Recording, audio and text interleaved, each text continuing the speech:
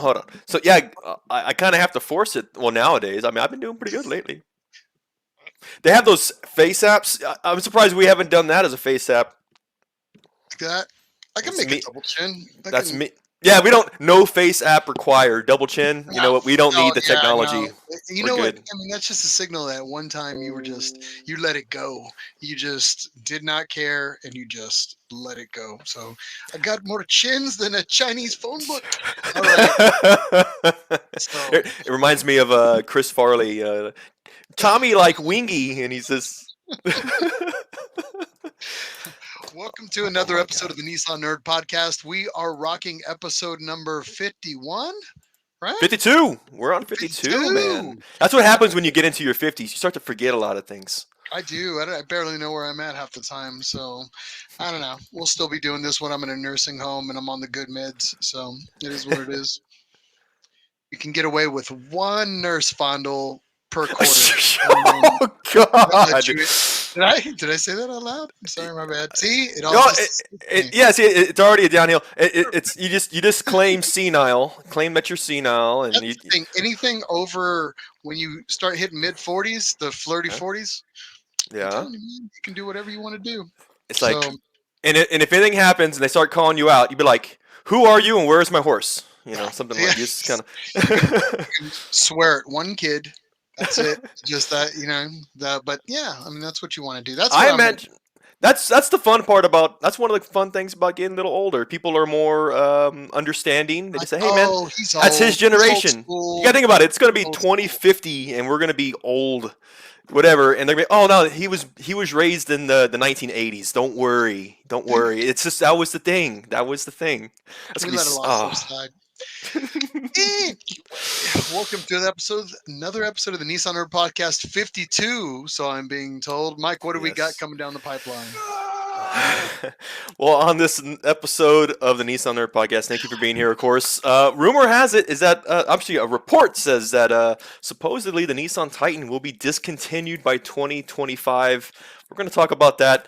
Miles, you've got a really cool article. It's a miraculous, would you call it save? There was an accident, but however, of a GT-R Call it a R33 survival story. survival story.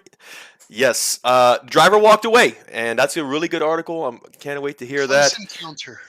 Moving Yeah. on. And later on, we're going to be speaking with Chris Karl and Robby Atchison about ZCON 2022. It's actually happening here in not too long ago, July 25th through 30th in Birmingham, Alabama. So let's plan for that. And again, thanks for being here. Let's get into it.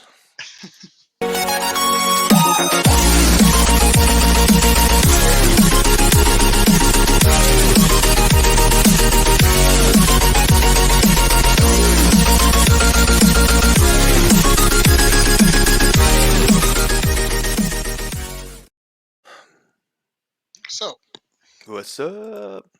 what's up? Oh, dude.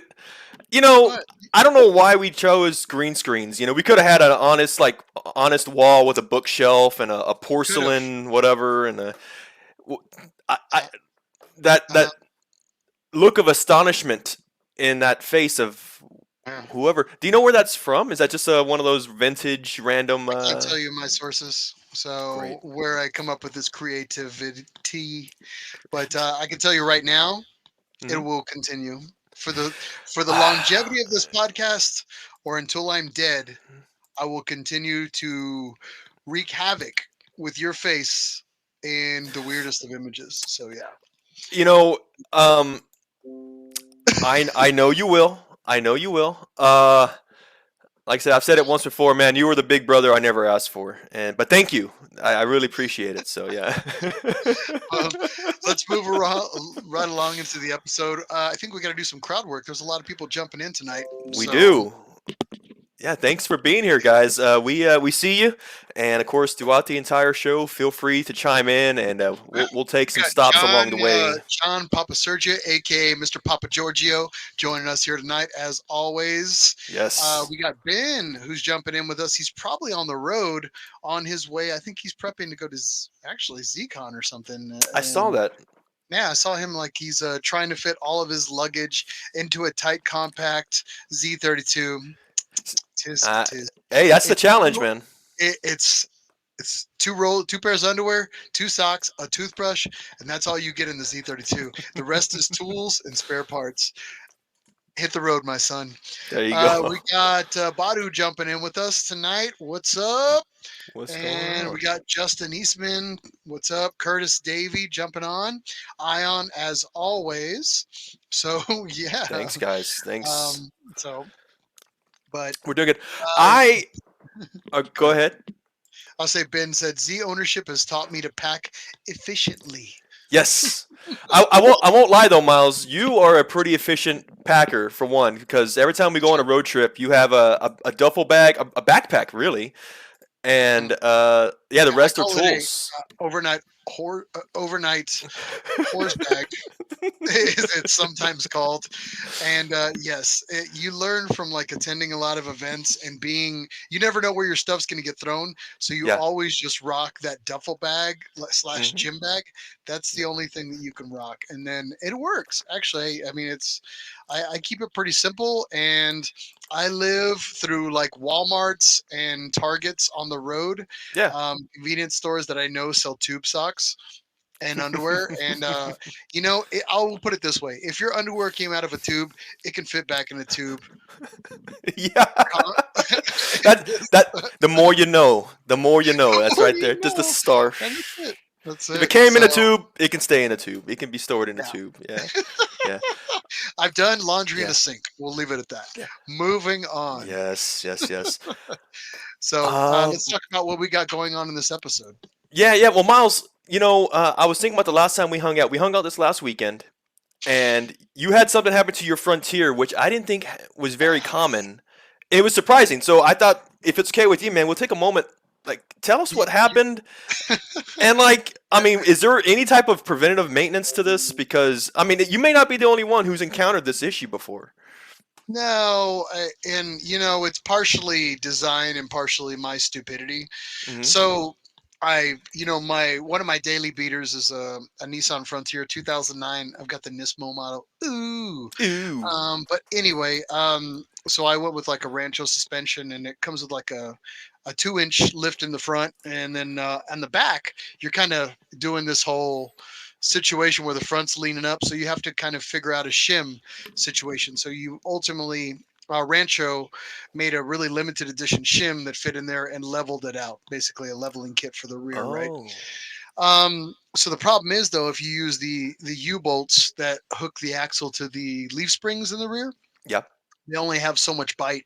Let's call it like 4 threads that you're catching, and then on one side you're only catching on like 9. So you have a potential for a drama situation to happen there, and that's exactly what happened. So the Oh. U bolts that hold the axle let the bottom plate go. And all the nuts over time, and it just sounded like something was loose back there. And I'm gonna put it right now. I live on the rougher side of town, so I assume somebody stole my spare tire as per usual. So I assumed it was just something clucking around. I was like, oh, these fools got my spare tire. I'll mess with it later on. Continue to drive on it for like another day.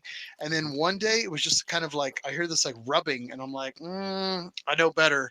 And it turns out that the tires were rubbing against the bedside, which can be a really Yeah. bad situation because you can have the bedside catch, it'll rip and tear, bend sheet metal. I Yeah. actually, as an adjuster, I've paid a claim or two out for that. It's not a huge thing. It's not a common occurrence, but needless to say, that's why they make extended U bolts Mm. for that exactly reason, that same reason. So I just Uh, chose to take what I had and then impact the hell out of it and make that happen.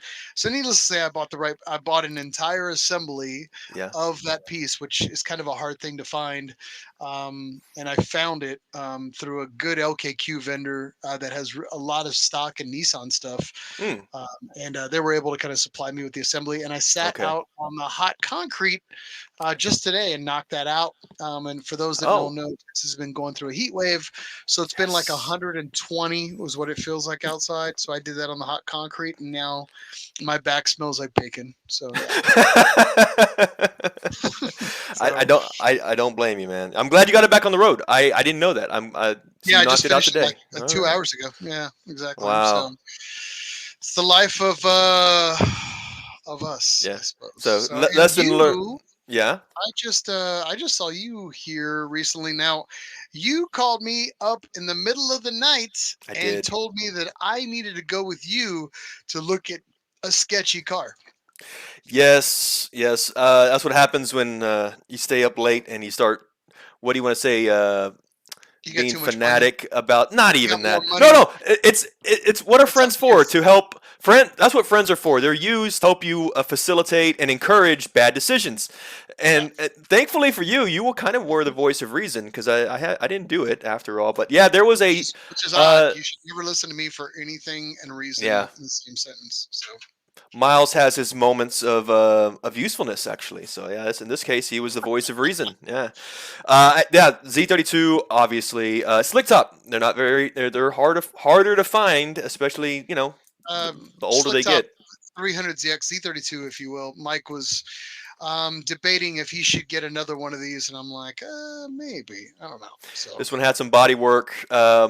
It seemed workable. I could have got it for a steal, I think, but when you make up for the amount of body work that you need to catch up and make it square again, and there's no telling how bad it is until you've already bought it and torn things it was a apart. So it dog. was a It was gamble, a yeah. dog. It was a dog. And Big you time. having the body experience, auto adjuster experience, you knew. So I took your advice, and Eh, it you is a break no enough go. stuff, you see enough people break stuff, you figure it out. So Yeah. hold on. You didn't buy it. Yes. Yes. You welched on the deal. You left that poor man on the street holding his stuff in his hands. So moving Yeah. Yeah. on.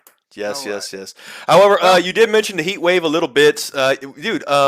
Just randomly, and for you at home, if for any reason we lose power, man, the Texas grid system is not the best, around this time. we're So not as bad as California, but we're up there. But I do have to warn you, we just got sponsored by Texas's power grid system, ERCOT. So we cannot talk oh, negatively about them. this just in, we're sponsored This now. just in, we are now Oh, sponsored. what did I just say? I meant nothing. They're great. Yeah, yeah, yeah. They bought me a 12 pack. So yeah, here we are. Yeah, yeah, yeah, yeah.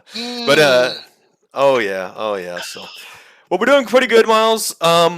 Again, for those of you online, thank you for being here. We're gonna go ahead and get into it. Miles, you want to knock Well, out yeah. I'm already in that mindset. So again, we got do a little compy for those at home. Break it out. We got to give a little salute to those in the Nissan family who we wish good health, and those that we may have lost. May we be reminded of you often. All right, gunpei. Cheers, guys. Hmm. All right, man. We got to go straight into the news at this point. So we got to hit them.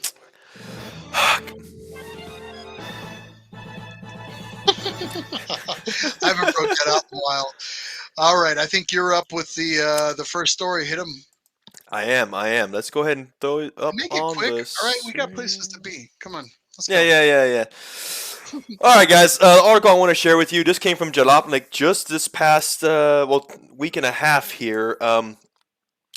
Reportedly, the Nissan Titan will be discontinued somewhere near the end of 2024 or 2025. Um, Mm, they're saying yeah, here that based on sales trends patterns, there isn't much activity into its successor, the Titan's successor. So um, they're saying that the reports that after 2024 or 2025, the Nissan Titan could be essentially discontinued after this point. At least in the USA, that's what the reports were.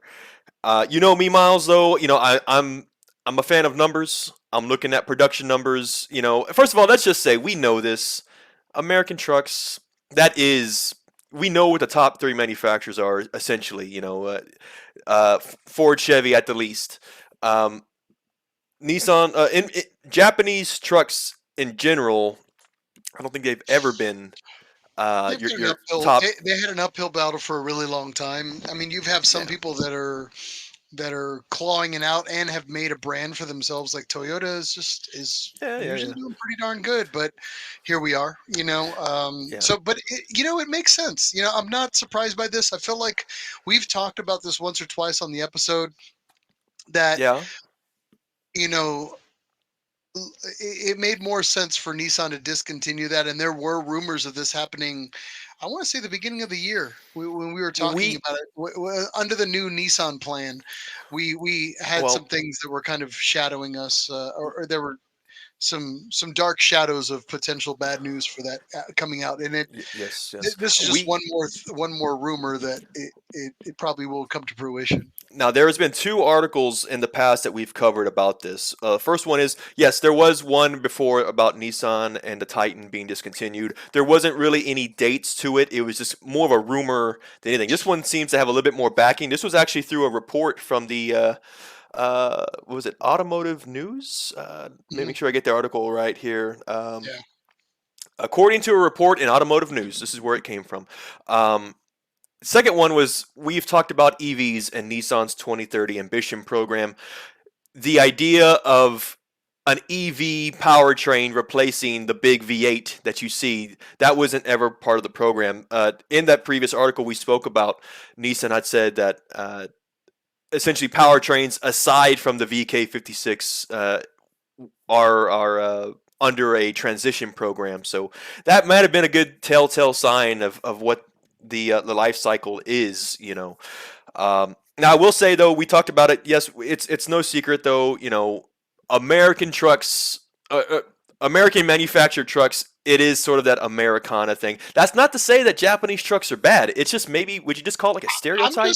I'm just gonna say it's a tough market. It's a tough I market. mean Yeah. altogether. I mean you're going up against the heavy hitters, Mm-hmm. and your Dodge, your Ford, your Chevy. I mean those guys they run a pretty tough game, and then you have these other manufacturers that are coming in trying to take it.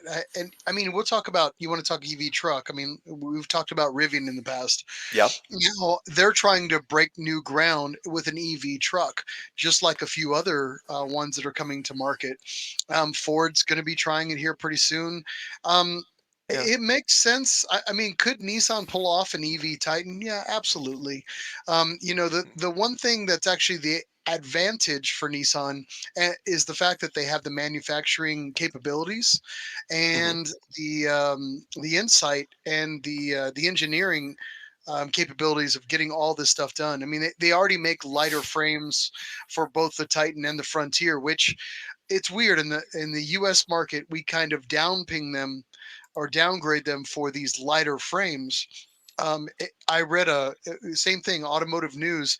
I was reading a article that was not very flattering to the Nissan Frontier or the Titan. It was kind of like Oh pistol whipping the yes. puppy.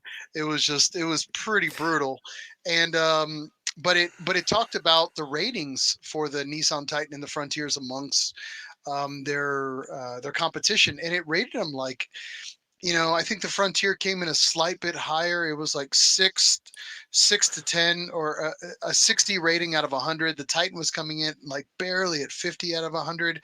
Mm. But it just, if you think about it, and I really do think this, at the full size with the Titan, I think the competition level is just so much higher. And Yeah. then the profit margin's probably not there for Nissan anyway, so it makes sense for them to walk away from it. So I think it's a win-win either way. They were going to be fighting an uphill battle for the competition. The Yeah. markup's probably not there anyway, and they're not selling them, especially with the new plan that Nissan's putting out, where they're Yeah. trying to do a little more pre-sale. You're not going to pre-sell Titans, not with the competition the way it is.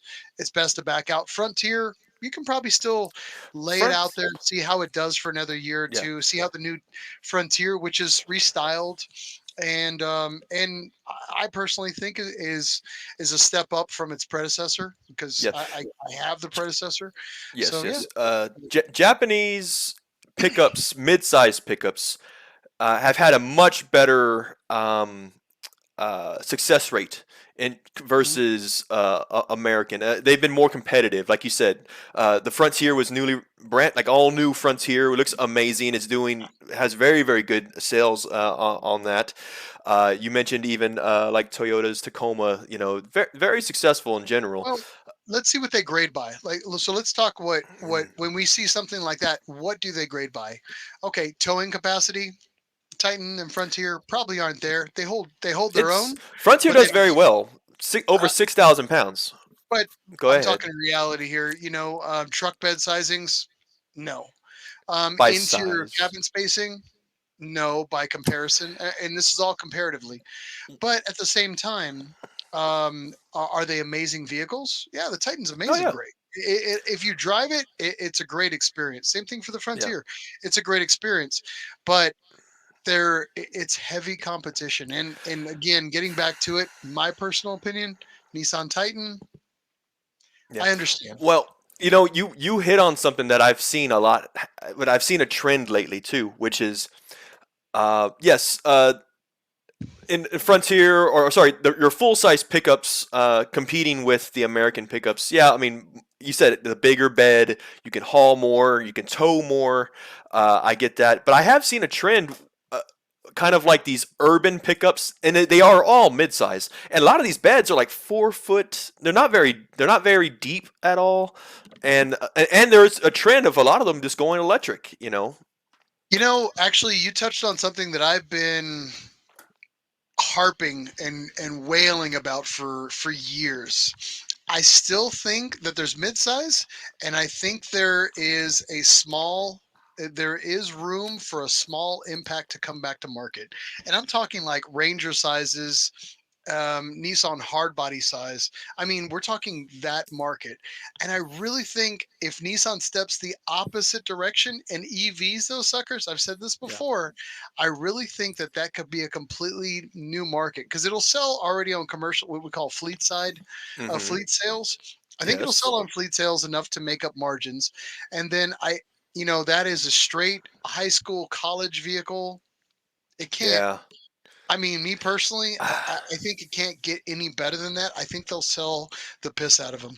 So Yeah. because it's just, I mean, you look at the new Ranger, it's practically a Frontier now. Instead of going towards Yeah. bigger and larger, go the opposite. They Do they are cost going downsize. way smaller. You know An which EV, one? but then everybody will expect an EV for the future, and you do that. I'm just Yeah. saying, I'll you give you an might. example though. Yeah, because Ford has got even the Maverick, and that is that smaller mid-size, truck. There's also I just saw one the other day. It really surprised me. I hadn't seen it before. There's a Hyundai Santa Cruz. Have you ever seen one of those Mm. before? Yeah, I've seen it in pictures. I haven't seen it Dude, live. So good job. honestly, it's they're becoming four-door Utes because they're unibody. Yeah, They kind I of know, have that, right? and they It know looks it. it feels like a Ute. I saw that, and it Yes, felt like a Ridgeline slash Ute kind of feel, and I was just like, oh, even the body lines, uh, you can see it where it transitions from the cab to the bed. It's got that slant, which is kind of a signature of a Ute, and I see it a lot in many makes and Ridgeline. models, I'm man. thinking like an Avalanche. It kind of had that like weird styling to it, but I dig it. Yeah, yeah. Some people actually comment. Actually, the boards went a little crazy for a while. Let's go for it. Toyota not pulling out, not pulling out of truck biz. Yeah, they aren't going anywhere. Oh, they're not. They're not. Yeah, yeah. They're killing it. As a Mike up here, who's actually a prior Toyota Yeah. employee. So yeah, he can attest to that. They're just ramping up, if you will. They are being So more and more competitive for sure. random Facebook user says, "Yeah, but the Titan still rocks." It that we agree. I know. Yes. EV Frontier Pro 4X with that new carbon fiber. I do agree. Actually, Ooh. I love the Frontier. I always have it. The Xterra and the Frontier will always have a spot over here that I love. Yeah. And the fact that we're talking carbon fibre to be introduced into the Frontier, I'll always take it. Yeah. Yeah. The Titan XD diesel, good for towing capacity. A great comment. I've never had an opportunity to drive the Titan diesel. I would love to. I've driven a Titan for about a 4-hour drive period, and I enjoyed it. It was a little road noisy, but it felt like a little Hummerish, like as far as the space coming from a Frontier to a Titan. It was just like, hey, Yeah, you okay over there? Like you yeah, rocking your yeah. passenger. The But arm's length. Yeah, I would have liked the diesel. Just seems like it would be the man's truck that you would be looking for. So yeah, if yeah, anybody ever has a yeah. diesel out there, and you see me at an event, hand me the keys. I'm buying it. So I'm buying uh, steaks, but give me an hour of driving your vehicle. I'm in for it. So Last thing before we wrap up here, though, honestly, it is sad to see, in my opinion, if this actually. It seems like it may be the truth. Now, granted, that's still up to 3 years from now, so don't discount it yet. It's still available as a new model. Let's yeah, not forget that. However, this is not the first time we've seen this. We know that you might say that we've conceded to Fords and Chevys and whatnot. However, you got to remember that Fords and Chevy have conceded to the likes of us, Japanese manufacturers. When you think about Ford no longer offers a sedan or a car in the United States, they've just kind of found their lane and then they've just focused in it, and that's what their bread and butter is now. That's just what they do. It seems like as this actually happens, maybe Nissan's is kind of doing the same thing. They know that the Altima, the Sentra, the Maxima Sports, all these other models that they have, that's their lane, you know what, and they're going to excel in it. In the U.S. And like I said, we're only talking about the U.S. Uh, Pickups in other regions. There was no mention of that too. So just disclaimer, yeah. and for the record, random Facebook user is Chris Carl, who's on with us tonight. But I'm Ah. not going to give him the justice of calling him Chris Carl. So forever, he's random Facebook user. So, all right, moving on to our next article. Yes, yes. Now Actually, you, yeah. So I'll go ahead and give me the steering wheel, if you will. I know you sure, hate sure. to say that. But yeah, so we're going to talk a little bit about a recent situation that occurred with a Nissan GT-R, a 1500 horsepower GT-R out of Australia that actually had a really bad accident. But I want to give you a little bit of insight of um, what was happening with the situation. So this particular vehicle is a 1500 horsepower GT-R R33 that actually had a rollover 11 times, and the driver did live to tell the story. And I'm going to read just the quick little paragraph above this because it's very short. So, racing always involves taking quite a bit of risk, as something could possibly go horribly wrong in the blink of an eye. Mike Mansour learned that lesson the hard way after crashing a Nissan GTR last month in Australia during the 2022 GTR Challenge held at Cootamundra Airport in Australia. It was the first crash in 14-year event had been held, and easily one of the scariest accidents involving Godzilla, if you will. Thankfully, in this instance, the driver lived to tell the story. Now, the vehicle that you're going to see involved in this little run is Motorsports Mechanicals R33 GT-R.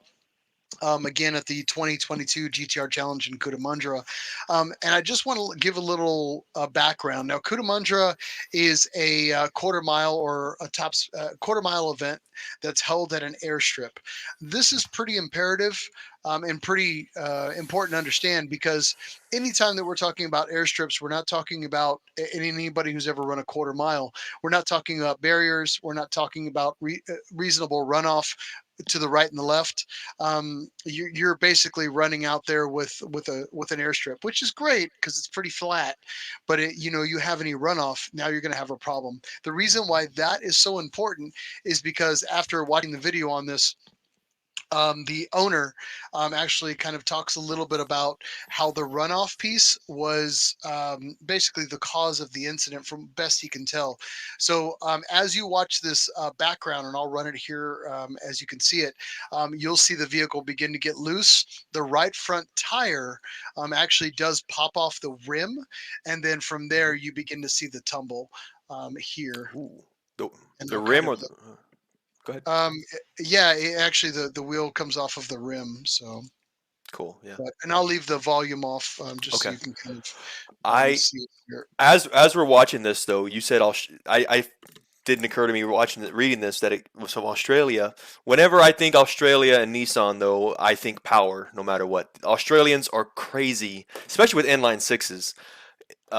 in power modifications and all that. So I Yeah, those guys are yeah. operating at a different level. And here the owner is actually talking a little bit, kind of frame by frame by frame, and in a moment they'll give you the full run, which is actually right about now.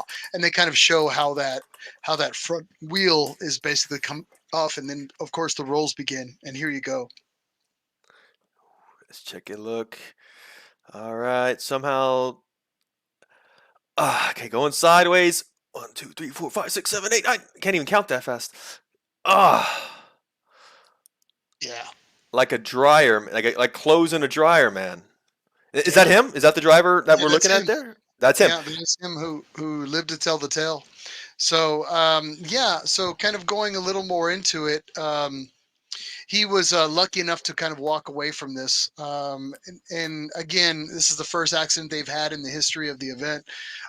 He actually attributed his survival to to a roll cage. He actually went above and beyond and had a professional install the roll cage in the vehicle. And again, he attests this to to a handful of things that saved his life. But again, the roll cage, he says, really kind of kept that vehicle together. And seeing vehicles after instances and knowing about structural rigidity and tying pieces of the vehicle in A pillars, B pillars, floor pans, rear sections, strut towers, how it can all tie the vehicle in. It does give a level of rigidity to the vehicle that um, you wouldn't have normally with a vehicle, especially the older these vehicles get, Hmm. the flimsier the sheet metals are.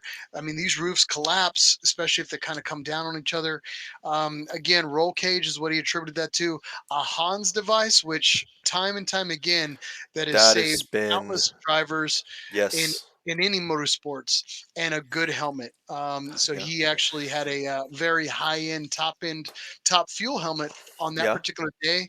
And I think he also mentioned that he had the arm straps, which to this day I still recommend arm straps if you're doing anything quarter mile, Mm, because it actually keeps your arms in the vehicle because those can always go out. Netting, that's always very important in quarter mile. I mean, there's a whole lot of safety ratings and safety recommendations that you hear. yeah. As you go up in time, they usually make certain recommendations because you're going to have scenarios that occur like this. But again, Hmm. yeah, it is thankful that he walked away with just bumps and bruises. He That's has a plan miraculous. to get back into racing here in the upcoming seasons, and then of course return to Cudamundra to uphold his title. And the he does hold the record for the fastest GTR for the Cudamundra, the GTR Challenge, for a number of years. So yeah. Does he also hold the record for fastest GTR going in circles, like barrel roll, or You mean no? Well, the number no. of rolls? Well, I Sorry. mean, if that was ever an award, I'm Yeah, assuming that he would get I would that. I mean, make one as an organizer. I would make one for him, honestly. I think at this point he's just happy to walk away. He's a family man, so I can definitely You know relate what? to the importance of being safe out there and spending a little money where it's needed to keep you safe. And I think he had a quote in here. He basically said, how much is your life worth? Is that $5,000 roll cage really worth your life in that Well, scenario? that brings up a good point. That's what I was thinking. Because the one thing maybe I didn't hear you mention, which goes a long way, which is craftsmanship. You can throw as all the parts in there as possible without the right craftsmanship, specifically without roll cage. He found the right guy. He owes that guy a beer. You know what I mean? It's one of those things. Now, you Yeah. said one other thing, just real quick, man. Um, you said this was the first accident in this event's 14-year history. Correct. Like, it's just Yeah, me and they've you gotten here. Like, lucky. are you sure? Really? 15 years? 15 years of drag racing, no accident? That's the first one they'd have attested to. Now, an engine dumping out its guts, Yeah. who can tell? But from that's the claim that Yeah. I've seen, and I didn't see anything that was challenging it through forums because I Yeah. did a little research on it. But again, yeah, it was the first thing, and the I will say that the gentleman did talk pretty positively about the event. They had uh,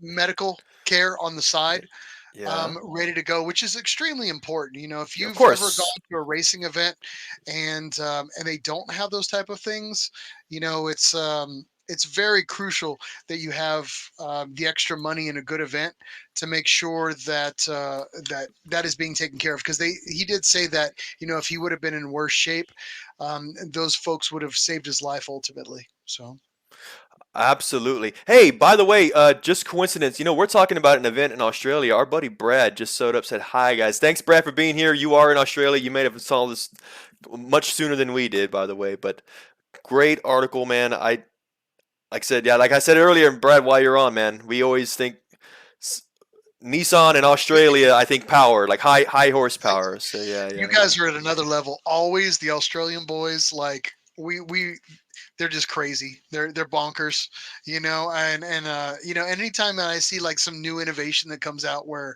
like guys are like, oh, 700, 800, 900 dyno queens, and then you look at the Australian guys and they're always just pushing that envelope, and it's always like 12, yeah, 1200, we're doing 1400, and it's just like Right. Jesus. So kudos to Yeah. them for pushing the envelope. Maybe us Americans on this side of the pond will catch up one of these days. So Yeah, yeah. Good point. Good so, point. Good point. Let's go ahead and move on, Miles. Thank you for the article. I know typically after this we've got some what would you call it? Honorable mentions of the most recent news happening within Nissan and Infinity. We like to call it news in 60 seconds. It's not so much 60 seconds anymore, but yeah, well, we call it news never in 60 seconds there because you we go. never accomplish a goal. And so, yeah, just like most car projects and anything else we attempt to do, we're never going to hit the mark. So, therefore, go ahead and just go. I like that. News never in 60 seconds. I went ahead and added. That's our new headline. I Go like it. ahead. Good stuff. All right. So I will share the first one, Miles. I'll go ahead and share my screen on this. All right. So last episode we talked about Nissan having a recall with their Pathfinders. Now this time around, there is a new recall that has just begun. This article is through Car Scoops. Came out 4th of July, so about 10 days ago. Over 180,000 Nissan Titan and Frontier models are at risk of rolling away. So, specifically, this is the 2020 through 2022 Nissan Frontier and also 2020 to 2022 Nissan Titan. Now, it does depend on certain manufacture dates, and it says here in the article. If you want more details, we're going to have this article in the show notes. Take a look, especially if you're an owner, by the way. But in this article, they're saying that the car manufacturer revealed that clearance underneath the trucks could lead to contacts. Did you say something? No? Okay, we're good. I'm going to keep on going.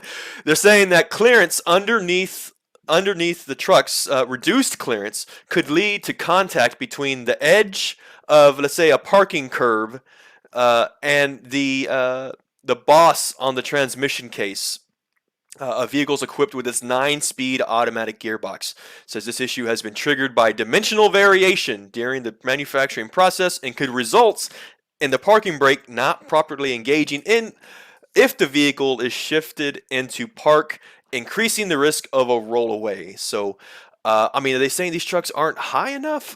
They look pretty tall to me, but these transmissions, whatever they're saying here, is that there is a risk. So, for you Frontier and Nissan Titan owners that could be affected, you should be receiving notices in the mail beginning July 20th. So not too far from now. So, and how do you fix that? Jack your stuff up. A three inch That's lift will fix that in a heartbeat. Come on now. that's exactly what I was thinking. You know what? Run a lift on there. You know what? That They're what's more jacked up too. American? Yeah, throw a lift on it. They are saying, just by the way, in the meantime, use your emergency brake, people. A lot of people, I didn't know this. I'm a big emergency brake fan. I mean, I didn't know there was a big divide amongst using the e-brake and not using the e-brake. But I use my e-brake Boo. every time, and that's what they're saying. Nissan is saying, in the interim, be sure to use your emergency brake. Yes. I'm gonna say I still use a brick.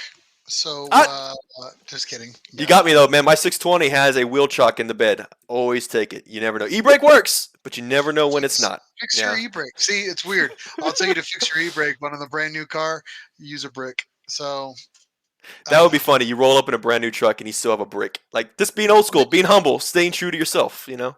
Staying true, staying humble. But yeah, moving on. All right.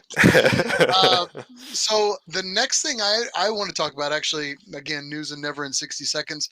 And Mike, you can throw up the photo because I think I sent it to you.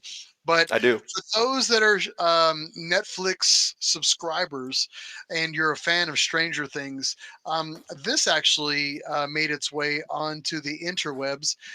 Actor Joe Keery, who's in the Stranger Things series, actually was found out there in the ether, but it here he is posing next to his Z32. The rumor is that this is actually his vehicle. I don't know if that's been confirmed or not. I cannot find anything that tells me if it's his vehicle or he's standing next to somebody else's vehicle. Either way, it's cool as hell. The only thing that I could find is there's audio of him in a Nissan Quest where he's talking about how much he's like a car fanatic. So I'm assuming maybe it's his ride, which is pretty amazing for TTZ32. So Joe Carey, who's born 1992, 30 years old, was captured again next to this vehicle. And again, I'm still trying to get a lot of data. I thought this was California, but I think somebody had, when I was probing, somebody had I proved me wrong. So if anybody's got any data on it, definitely yeah. let me know. I was So trying to look at that license plate, and I was like, where? Typically you see a lot of license plates no matter what state you're in. It doesn't look familiar to me, and if anybody knows in the comments, please add it. We'll call you out if you know what state that license plate is in. yeah. Um, Mhm. Go ahead. Yeah, I was gonna say this isn't the first time Stranger Things had Nissan in it. I believe actually there Mm. was a Z that was caught up in the in a Datsun Z made its way in one of the Stranger Things episodes Oh. in the last season. So yeah, I mean, I think this will probably be the last we see of anything Datsun or Nissan related, according to Stranger Things. But it was kind of cool to see that there's people in Hollywood that are still, fanatics of good Nissans, good Datsuns out there, whether they be trucks, Z's. But yeah, Yeah. kind of probed the question, like, man, I wonder if there's Yes. other people out there. Who Um, else from show business are Nissan fanatics in general? Is what I was thinking. But yeah. so yeah, that's actually a pretty good question. Like, so who in Hollywood were also self-proclaimed Nissan and Datsun nerds? All right. Hey, well, Hmm. keep in mind also, crowd that's on with us here tonight. If you know of anybody, throw it on. I'm gonna say I Yeah. know about Mr. Matthew McConaughey. All right, all right, all right. He was a Z32, Z31 guy Z31. in college. I remember that. I seen the He had a red picture. Z31. I saw the photos. Z31 was topless. I think Matthew McConaughey was also topless at the time. Don't ask me why I know that, It's but yeah. it's burned into my brain because of the car. Because of the car. The And car. It's all about the car, it's people. all about the car. That's it. And then I'm trying to remember who else. Oh, I read an article here the other day. Brad Pitt actually when he was trying to get his breakout roles, he rolled in a Datsun, and from what I can gather, it's a Datsun, early Datsun truck that was silver that Mm, he named Runaround Sue. From what I remember, I think it's a 521, but I could be wrong. I've yet to 521. find any photos on this or any other information on it, but that was one that sticks out of my mind. You got anything, Mike? I and I should know some more of these. We did over is well over a year ago. We did like Hollywood fans. Oh, Yeah, so yeah. Go ahead. You go ahead. You go ahead. ones are coming in. Someone called me out Uh, already. That's the one I'm thinking of. Yeah. all right. Paul mentioned, he goes, Michael J. Fox used to have a Z32 TT. Nice. I'm going to say random Facebook user said Peter North, who's That's famous for his uh, adult. piping tutorials. No, plumbing tutorials. I'm here to check your toe. I'm here to fix your pipes. But yes, Mr. Peter North, who was of the adult film industry, was also a Z32 fanatic. And that car came up for sale a number of years back. And I wish that I knew who owned the car because we could take a black light to the entire Yeah. interior of that car. Bet you it looked like a Jackson Pollock painting. That's what I was So, thinking. For somebody who doesn't know, be like, man, this Peter guy sure likes yogurt. It's just moving on. moving on. Yeah. Chris Carl said Paul Newman. I'm gonna say wonk Yes. wonk there, Chris Carl. You could have done better. All right. Oh, Um, well, yeah. Sean Buck I don't know said about yeah. Jared from Subway commercials, and I feel like he's baiting us, and I'm gonna walk I away from feel that. like maybe that's Sean's best friend. Is that no, I'm just Stop, leave it alone. stop, Moving stop. All right, on. all right, all right. But yeah, if you can come up with anybody throughout the show that's also a Nissan fanatic in any capacity, let us know. Soon K, I totally forgot about. I mean, obviously he's like the number one Of course, Nissan fanatic right Fuguzi. now. Yes, yes. Fuguzi. I do enjoy. Yeah, I know there's other guys that are out there that are. Oh, you know who else? Hmm. The new guy he was in Hot Tub Time Machine. He's also on the new Top Gear. Kadatari, what's his name? No, no, no. You're Bald talking guy. about Rob Corddry? Rob Corddry. He was also a Oh, 280Z owner, wow. and apparently he's looking for a 280Z now through the Shut rumor up. mill. I swear to God, because he's trying to find a project car for himself, and I saw that on Oh, YouTube well, when you he did. mentioned, and I'm sorry I don't know this. Rob Corddry, he's part of the American Top Gear now. Yeah, that's what. Yeah, That's he's part of the why. American Top Gear. So he's kind Yeah. of tapping into what he liked as a kid, man. Well, hey, Dawson's Oh, part dude, of it. Go for he's it. a hardcore car fanatic. And for those that don't know him, so yeah. But Hmm. um, let me see here. Paul Kemper threw out Paul Walker. Okay, all right. Of course. Justin Eastman got it right. He was Caldry. I was there. Cade Olson, Evil Knievel rocked an S30. No Man. way. Nice. I like that. Good one, Kate. All Uh, right. Oh, and uh, going back to the plate. Justin yeah. said it looks like a New Mexico plate. No, no, Minnesota, Oh, Minnesota. You want Minnesota. My bad. You're I wanted it to be New Mexico. that's your yeah, you do that or it's your dyslexia. I don't know. Just Well, either way.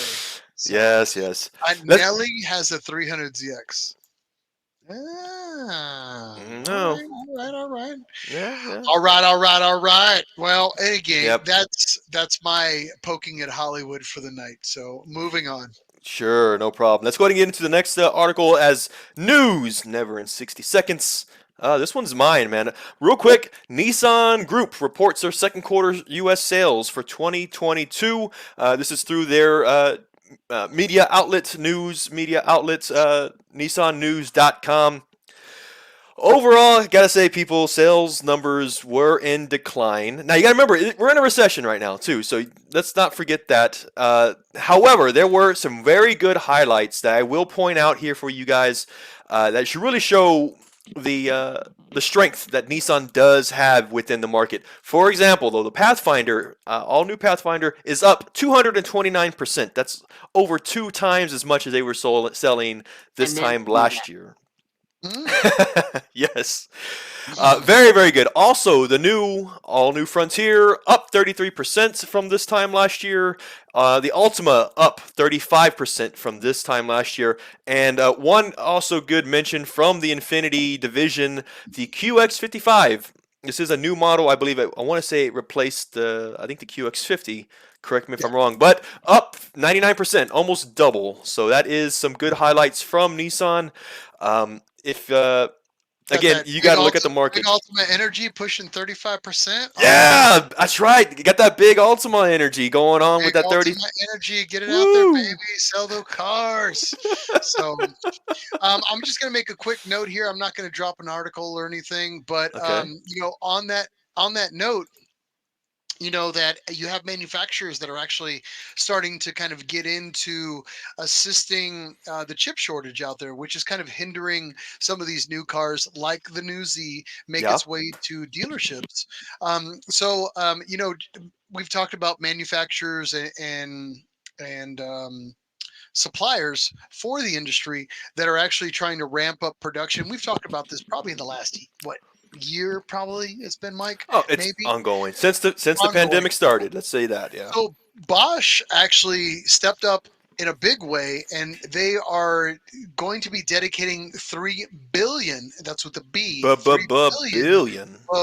Billion to ramp up chip production on their side in an effort to kind of help with the auto industry. Now, of course, this isn't just the auto industry; it's going into everything else, multifaceted. But again, to see that, to see a need, trying to fill it, makes sense. But again, so these things of chip shortages may not be as far away and filling that need and that demand as people may think. So it might happen quickly. Who knows? But again, hopefully that does happen, because we need to get some Z's in the dealership. We And do. on that note, I do have something else that I kind of need to talk about. Sure. So apparently, the new Z dealer allocation has been leaked. And I'll let Mike. You can kind of throw up the article there in the background. Sure. But apparently, there's an allocation formula that's been leaked. So, and I'm going to just read this out to you verbatim. So, the sport model and the performance model or trim models will be prioritized based on dealers. 370Z retail sales from 2018 and 2020. However, all dealers will receive at least one vehicle during the launch period. That was the initial claim. Now, dealers with 10 plus retail sales from the 2018-2020 period will receive one limited edition proto spec unit each, in addition to sport and performance allocations. Dealers with 30 plus sales during that period will receive an additional protospec unit. So they'll basically have two in total. So protospec production is limited to 240 units. Magic Yeah. number. Now, keep in mind the original goal was to hit that. That chip shortage that we just talked about, that may change that just a little bit, because originally that was the goal. That may not happen, but again, that was the hopeful goal. Again, if chip production does ramp up, maybe that will change. Now, availability will be excluded from this formula during the launch phase. Allocation is expected to revert to NNA's general ongoing allocation methodology after all trims have been available for approximately 90 days. The first dealer offerings which includes proto spec trim vehicles only, is scheduled to open in August of 2022. Those are the first dealer offerings for What? sport models, and performance trim vehicles will come at a later date. More information will That's. be shared at a later time. Wholesale release of the Mhm. all new 2023 Nissan Z is tentative at this point, but scheduled for August 22nd or August of in this year. I personally think that's going to be pushed back a little bit. Okay. Well, I was thinking about August 2022. That's as little as 2 weeks from now, and you mentioned the proto spec being the first edition, essentially the first cars being released, given to dealers, and it's based on performance. I do admire that it's performance based. If your It salesman makes sense. were Yeah. still there and they're the guys slapping on the hood and say, you need this brand new Z, even though they've been out for 12 years. Hey, props to them for being able to sell these things, man. I So they will say deserve, this, yeah. something similar like this happened with the GT-R.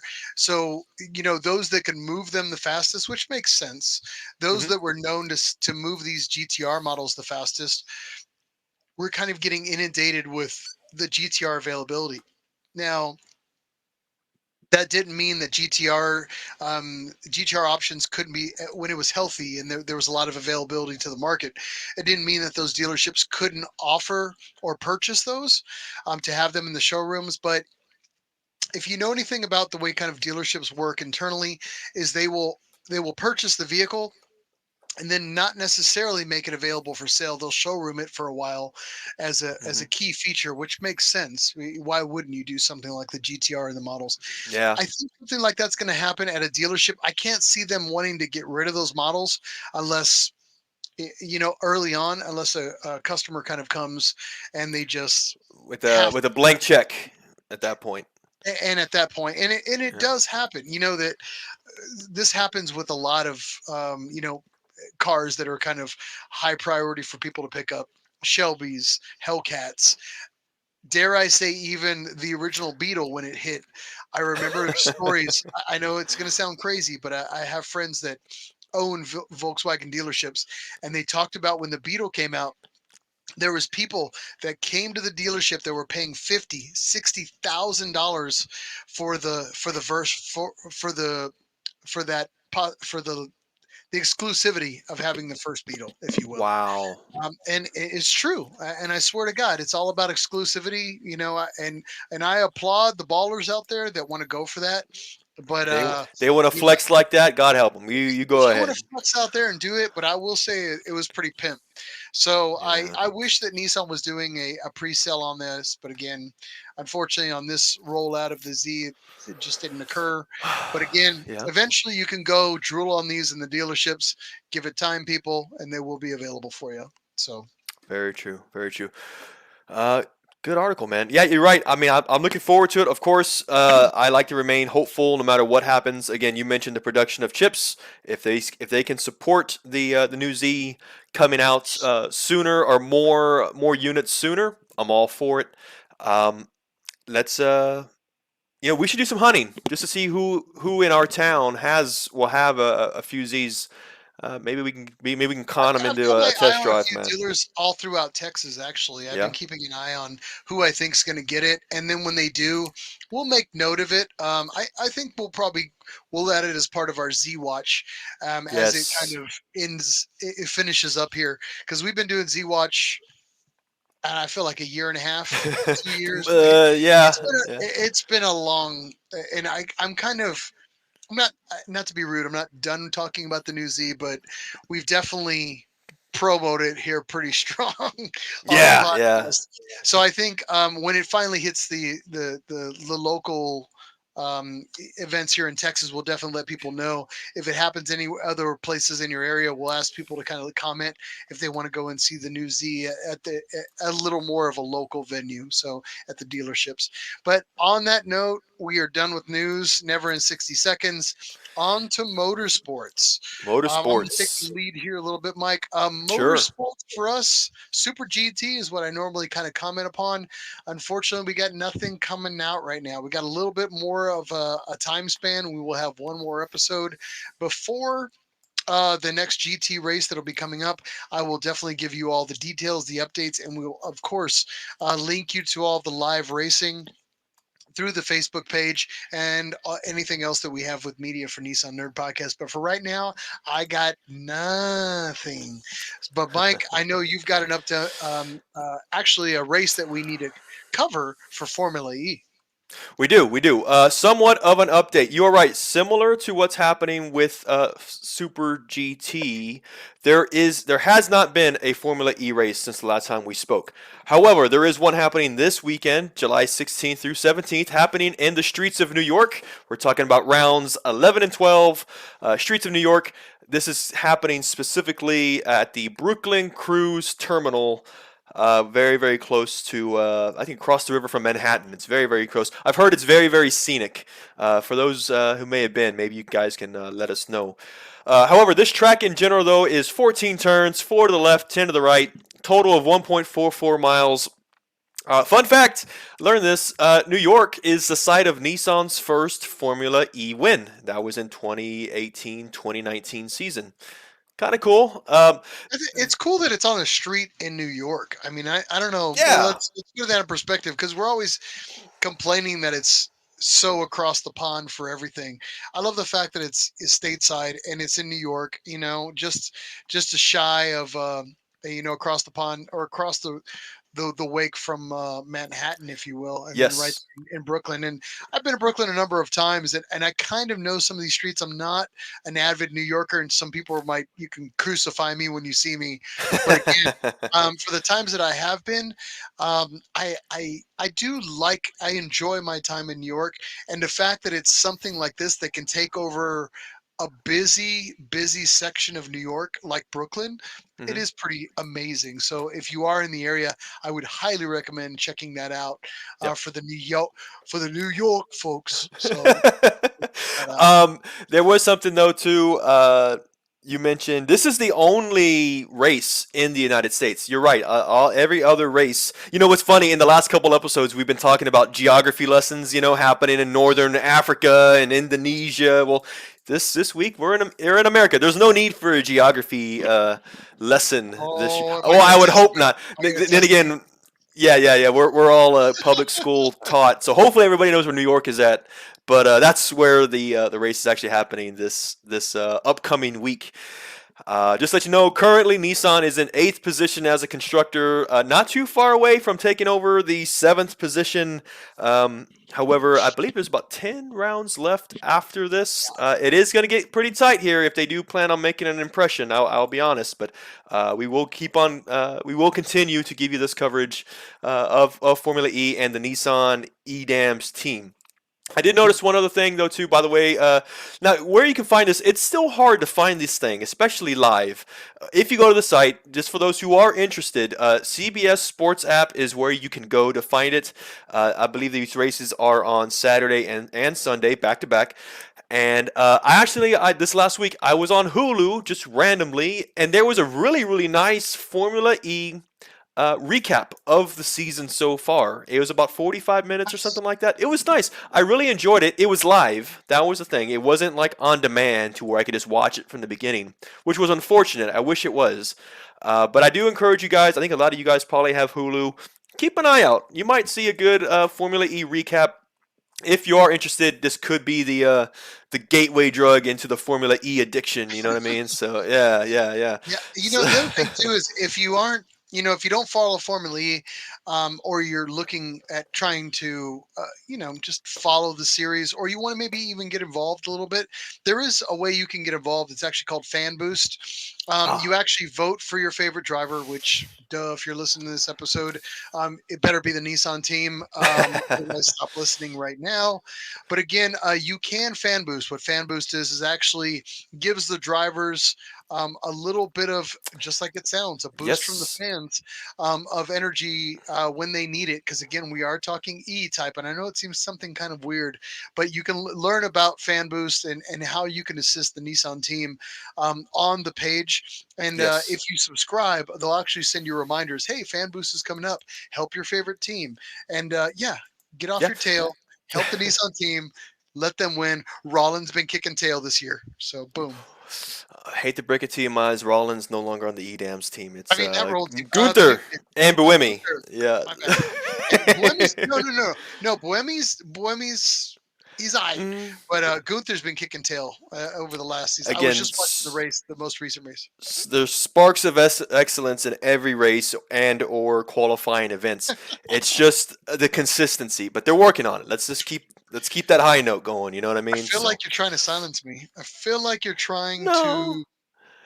I'm trying to end on a high note. You know, when you have an employee, when you have a subordinate that's not doing so well, you got to end on a high note. That's what I'm trying to do. Boy, if you're listening right now, we support you always. Yes. I'm just saying, pick up your feet. All right, that's all it is. All right. Oh man. Moving on, I do have another update on the Sentra Cup. Can I share that with you? Yeah, yes. Now, again, sadly, there has not been any action since the last episode. However, rounds 5 and 6 happen July 22nd through the 24th. That is about a week and a half from now. It'll be part of the Summer Classic Race Weekend happening, of course, in Canada. This is a Canadian league. Let's see here. Now, I do want to mention one thing.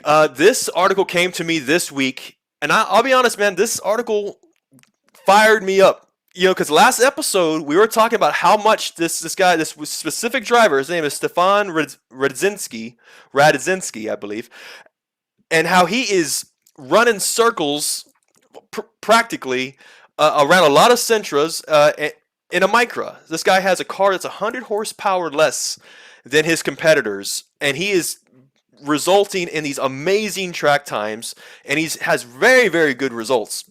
Again, for anybody's interested, check out the last episode. But there was a news article. I'm going to share it to you here up front. It says here that my boy, essentially Stefan Rudzinski, was penalized for the last round 4, What? For jumping the start of the race. Yes. Boo. Now, because of that, he went from second place to 23rd place. And that's a huge jump. I don't know. I guess whatever calculation there is, whatever the stewards suggested the penalty be, it resulted him in being in 23rd place.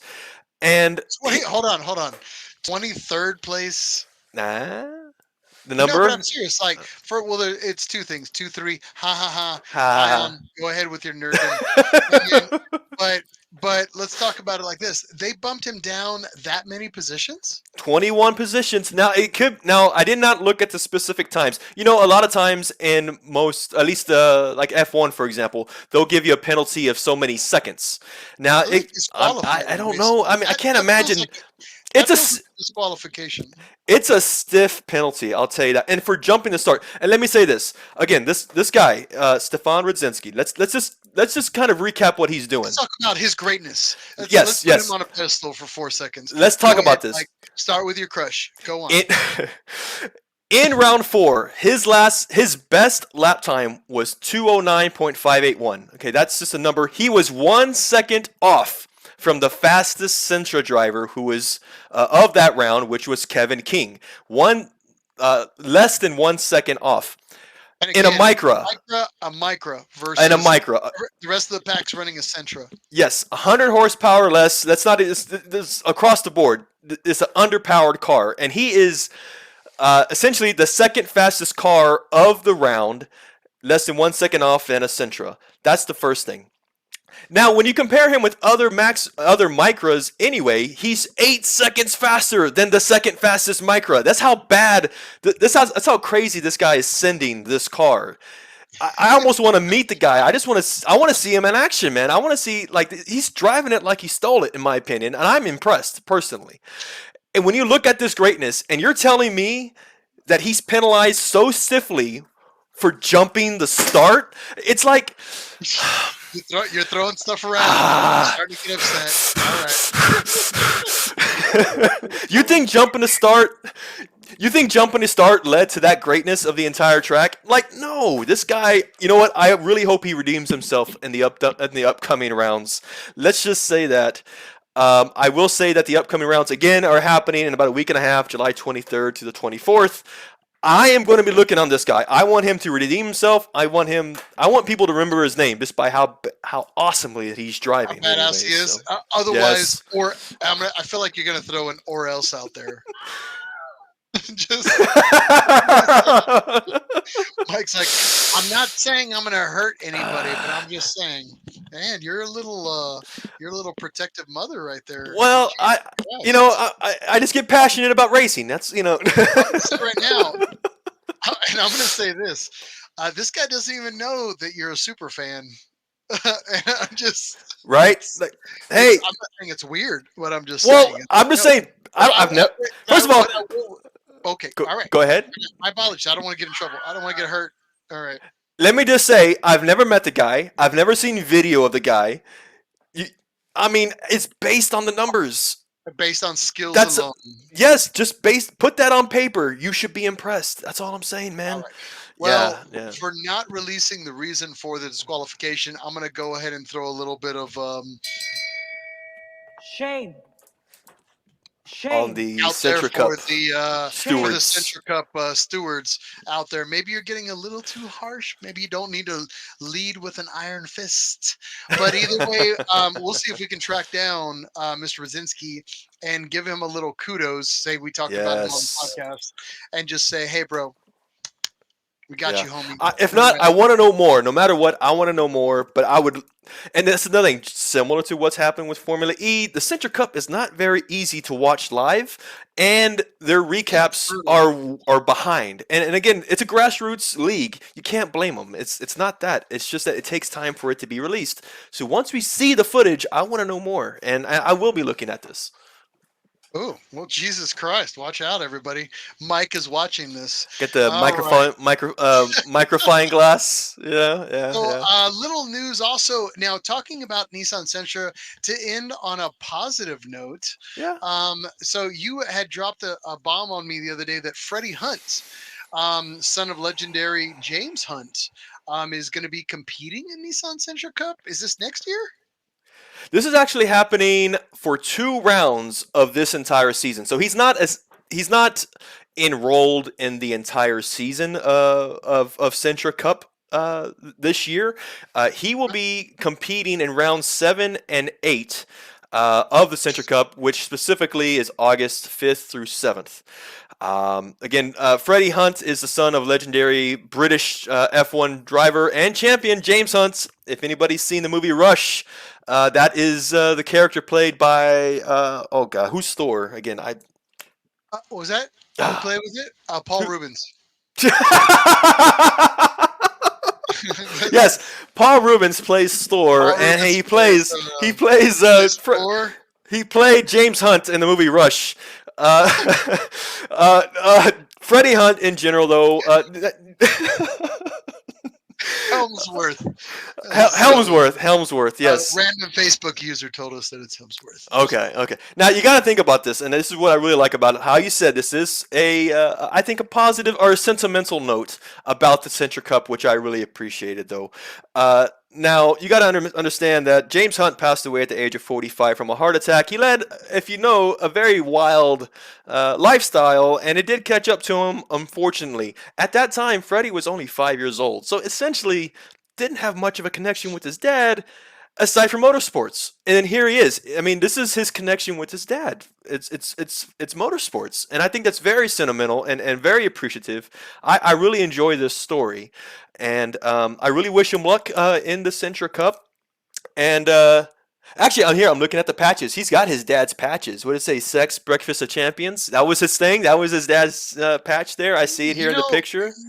I saw him in something recently where he was racing in a series, and yeah, he still he had the livery from his father. He was young. He was really young. When he originally when he started getting into racing. I mean, he was in his. I think he was in his teens at the time, because now he's 35, because he was born in 87. And yeah, this was young, and because I followed the Hunt family, because needless to say, there's Freddie, but there's also Tom, who didn't follow really a racing career path. I think he's more of like a filmmaker or something, and but he actually started off in racing quite early. I mean, he did karting, and then 2007, and he did a pretty good. He was impressive out of the box for a while, because I followed him for a while. I mean, who wouldn't follow him, right?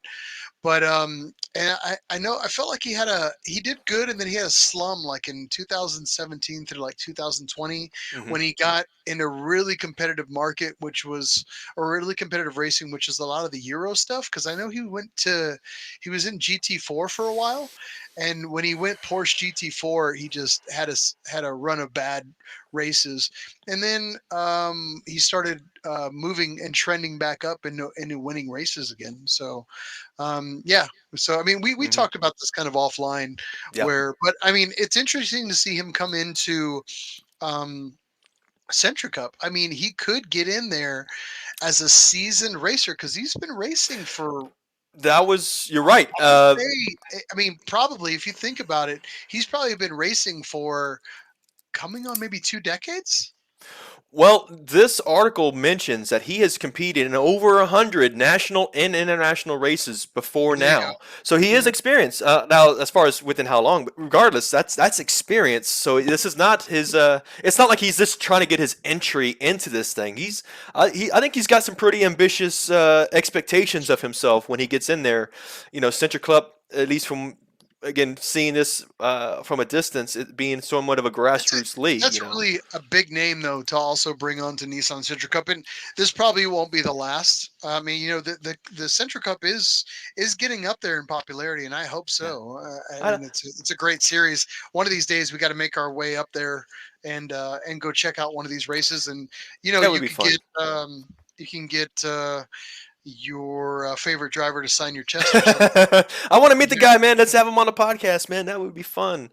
Right, by the way, hunt this dude down. So. Yeah, I will say though, let's just say as a final note, Freddie Hunt, son of James Hunt, I'm pretty sure he's got a lot of stepbrothers he doesn't know about. I'm just gonna say, you know, you know, the patch on his uniform says it all already. You know, his dad. You know what I mean? So he's probably got some brothers. You know. On that note, Yes. we'll leave it at that. Ben actually dropped a few notes. I wanted to go back a little bit. Ben said, "Fun facts: I recently got to stay a night in Brent Lunger's prior home. He was one of the gentlemen that removed Nicky Lauda from his F1 car, and I'm assuming Wow. we're talking about the infamous F1 car that caught fire. Which you can also see in the Oh. Rush movie. So yeah, pretty cool. Good Wow. job, Ben. Nice. I'm sure that was a hell of a story. Yeah. So yeah. On that note, we're going to move forward a little bit. We got a lot going on Yes. tonight, and we also have some special guests that we're going to be having on with us here tonight. It's about that time, right, Mike?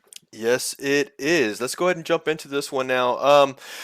Let's just start off by saying that Um, this is car show season. This is car festival season. You got to think about this. We were sitting here in the same spot in February and January, waiting for show season to start, and here we are. We're in it. So, ZCON, which is the Z Car convention hosted by the ZCCA here in the U.S., is honestly 10 days away, and fortunately we've befriended, and hopefully they still like us, a few of the prime event organizers, specifically of this year's convention. So we want to talk ZCon. That's what we're going to do.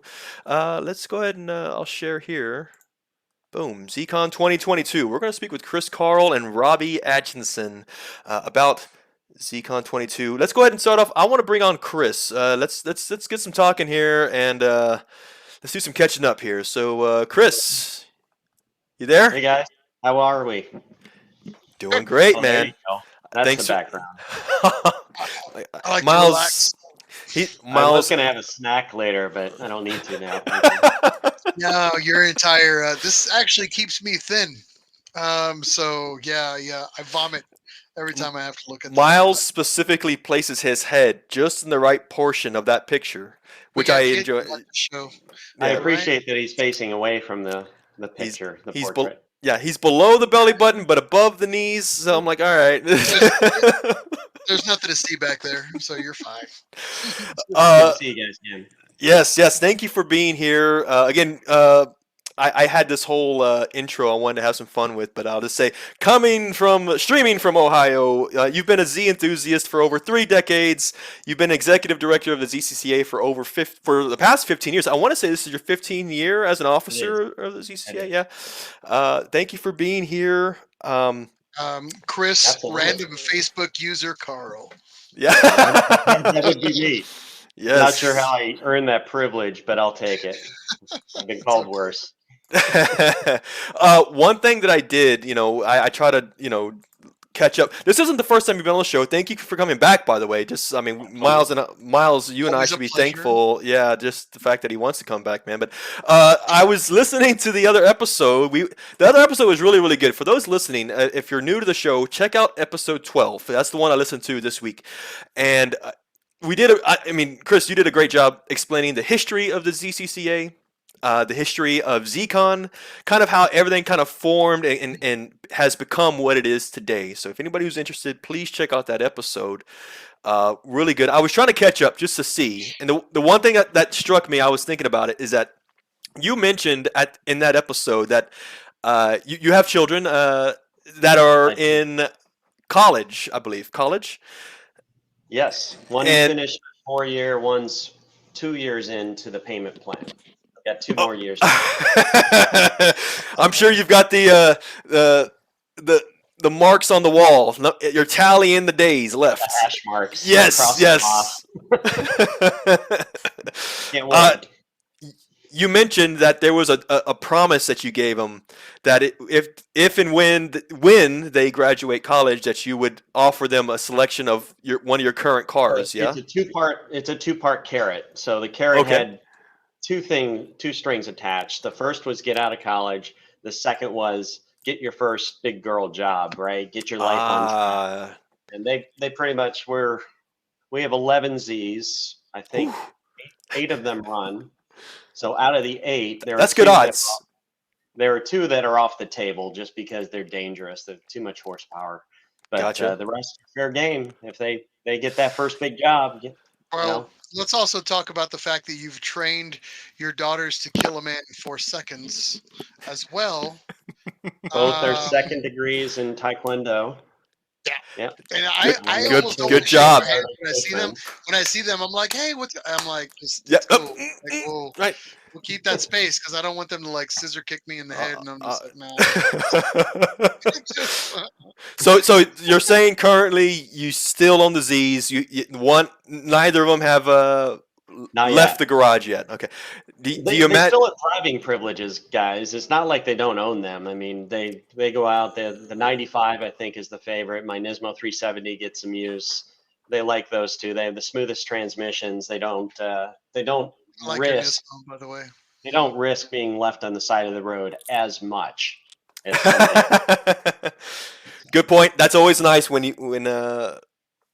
selecting a car. Yeah, the odds of it leaving you stranded. Hopefully, Yeah. and you mentioned 8 out of 11 cars run. That is I only own 3, and you've got better percentages than I do, man. So props on that one, man.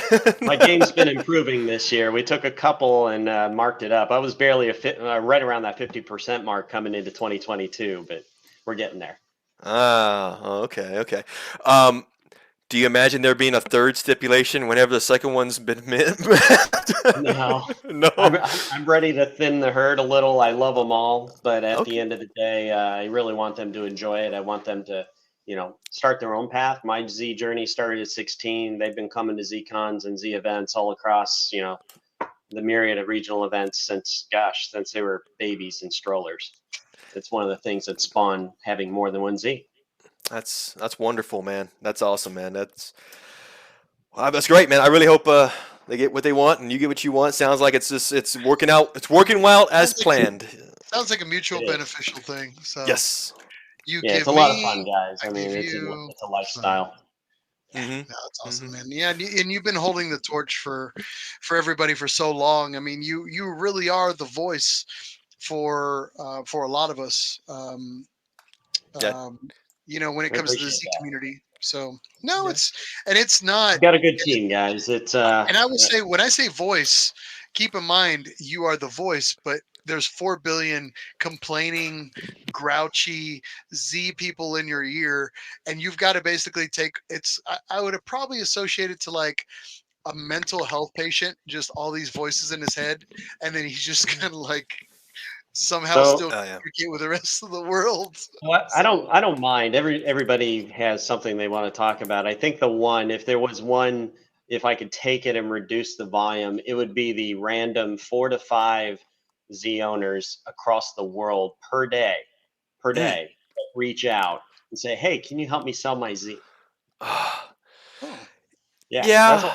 Maybe you want to push those my way. Maybe I could try to. I usually push them to their local clubs if those pop up, or push them to. That's the way to do it. So. Group or whatnot, right? Good point. I mean, that's the least you can do, right? I mean, the easiest, like I said, 5 a day. That's a lot. I mean, especially when you've got life, and you're just trying to handle life. As a prior club president myself, locally, Mike as well, we would occasionally get those, and then we would try to help people move towards that avenue of selling them, because you don't realize what's on the end of that conversation.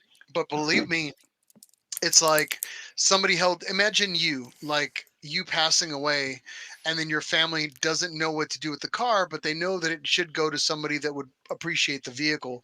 So I used to get those emails, and it would be somebody like, "This is my grandfather's car. He bought it new. And it really needs to go to somebody who needs a little bit of work," or whatever it may be. And those are still very common things that filter through. I'm assuming a lot more with frequency, a lot more for the ZCA. But again, this is the point, and one of the reasons why you need to be in a local club to where you're at. If you don't have a local club, start one up. Again, get on the ZCA's radar. Just pay your normal registrations, and we talked about this before. What does it take to be a ZCCA approved club in your area? It's an astounding investment. You need to have a minimum of 10 members who actually are willing to take their dues and split $3 Each. Annually. In this per year. economy? Yeah. So it Yeah. costs about the entry price to be a ZCCA club is $30 per year, base level. Now you can ratchet that up and get some other benefits and whatnot, but that's how you can get. And I'll tell you what, I mean, me and Mike actually met through our local club, and we've been the best of friends ever since then. The best friends I have in my life, guys, are from this community. Me too. So- Amen, man. Yeah. And again, this is the Z community. There are other communities that are available. There are legitimate, like S30 S13, or I'm just saying S chassis, S chassis folks. There's GT-R clubs that are available in the area. Again, we always try to promote clubs in your area, legitimate clubs that are recognized, because there is a difference. So just something a to think very about. noticeable difference too. And within the CCCA, if you are so fortunate to kind of get into that community, you'll find those, what I might call them, sub communities of the ZCCA. You're gonna see, you just go to any parking lot, you're gonna see the group of S30s. You walk over there, you're gonna meet those guys. You know, it's all there, man. Yes. Yeah, it's incredible. I mean, everybody's got a Z story too. Their grandmother or their dad or their aunt. Somebody had a Datsun or a Z or some tie back. It's amazing, just because these cars have been around for so long, right? Yep. What sports car has got a 50-year plus lineage? That's incredible.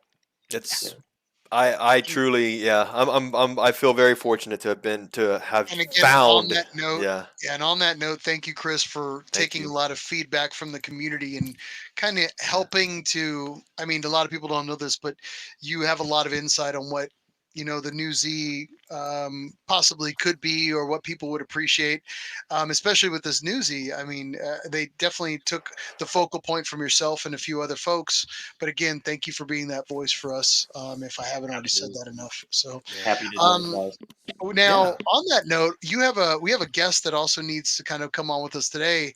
That Yes. is